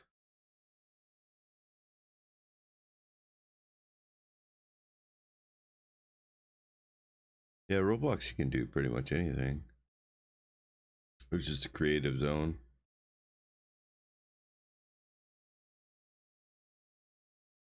What's his name? What's his name made like a good group together with that shit. He did what's his name? Oompaville. He created a Roblox game pretty much from the Roblox all of their editing tools and whatnot, and he used it.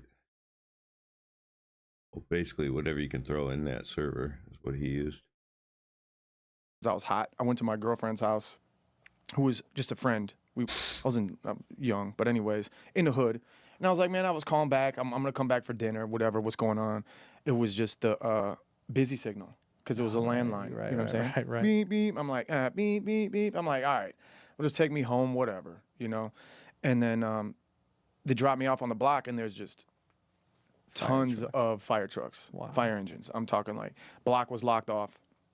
And at this time, Potterhorn in the 90s, man, bitch, I was like, oh, hell yeah, someone got shot on my block. I am again. streaming. I was like, I'm going to see a dead streaming. body. Like, I was totally about that shit. Like, oh, damn. Like, Is it my neighbor? You know what I'm saying? My Yeah, neighbor you're was selling probably crack. You know what I streaming mean? on Like, Xbox. Yeah, I can see that. so I'm like, what's going on? Damn. I watch And it so on I my started, phone. oh, this is close to my house. Oh, this is real close. But And I started play on running, and I was like, PC. oh shit, there's smoke, and it was crazy. No, it was complete lawlessness.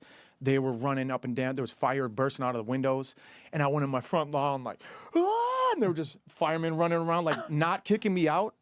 Yeah. I was on my front lawn like I was in one of those fucking Vietnam movies, like ah! And yeah, man, it was I mean, I could go for a long time on all this shit. Yeah, I have a crazy childhood. Is he alive? No, he's dead. He ended it? No, he tried to commit suicide. We found him in a bathtub up north in Duluth with his wrist slit. There was blood on the ceiling, but he survived that. Someone walked in, and he was like a nurse, so he knew how to slit his wrists. But at that time, I wasn't talking to him because I was trying because you to, set but your it's house not on loaded. fire. Yeah. You know what? I'm not going to talk to you for a little while. Yeah. But he's not with us anymore. So yeah, no, I never talked to him, and then I was becoming like a man by the time I was like 18, 19. I needed like a car and shit. I was trying to get a job, and Right. there was one time where he gave me his car, like an old Cutlass Sierra or something, you know, just an old hoopty or whatever. And I was just like, all right, thank you. You know, and he was like, okay, well, you know, I love you, blah, blah. I'm like, whatever. And then he ended up dying before I was able to like hash it out with him, you know? Right. Or at least fight the motherfucker.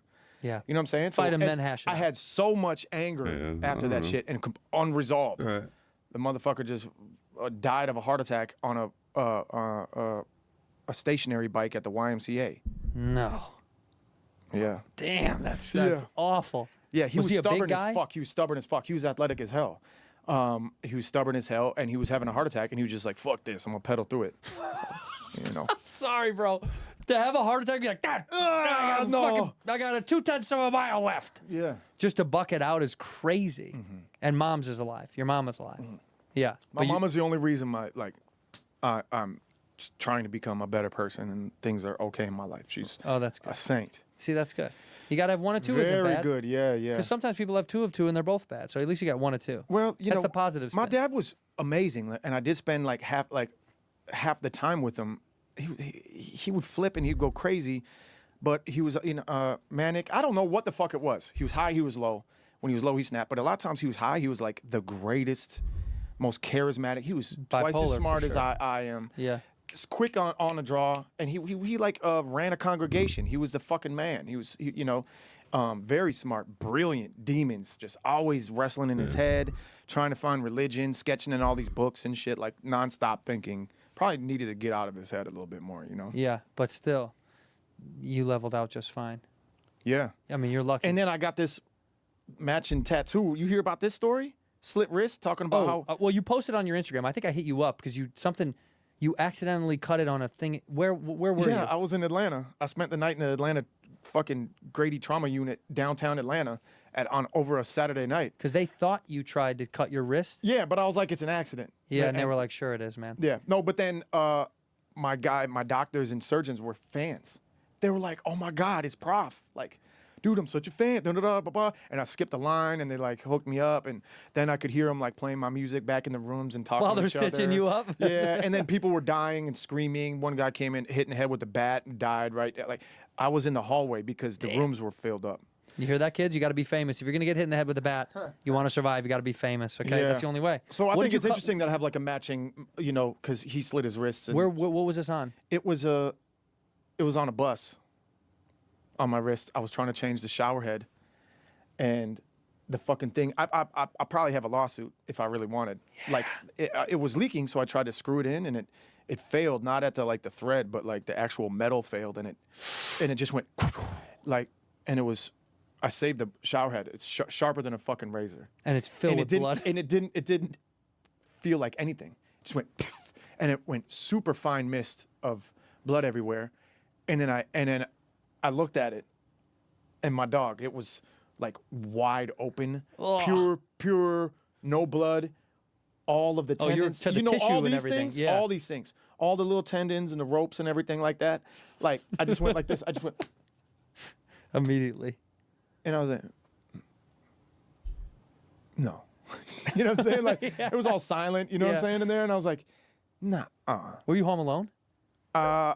Oh, you're on the road. I was on the bus. I was on the tour Oh my God, bus. that's right. Even worse. And usually I shower alone because I'm like the first one out and I'm just dripping in sweat, and I just do that myself while people load out. Right. But the homie Wonka, who's here, Yeah. was in there, and Cody was in there. Wonk, I need to go to the hospital. Well, bro, well, at first I was in denial. I go, nah. And then I go, well, then you got. All right, I'm gonna cut the stream out. Enough. That's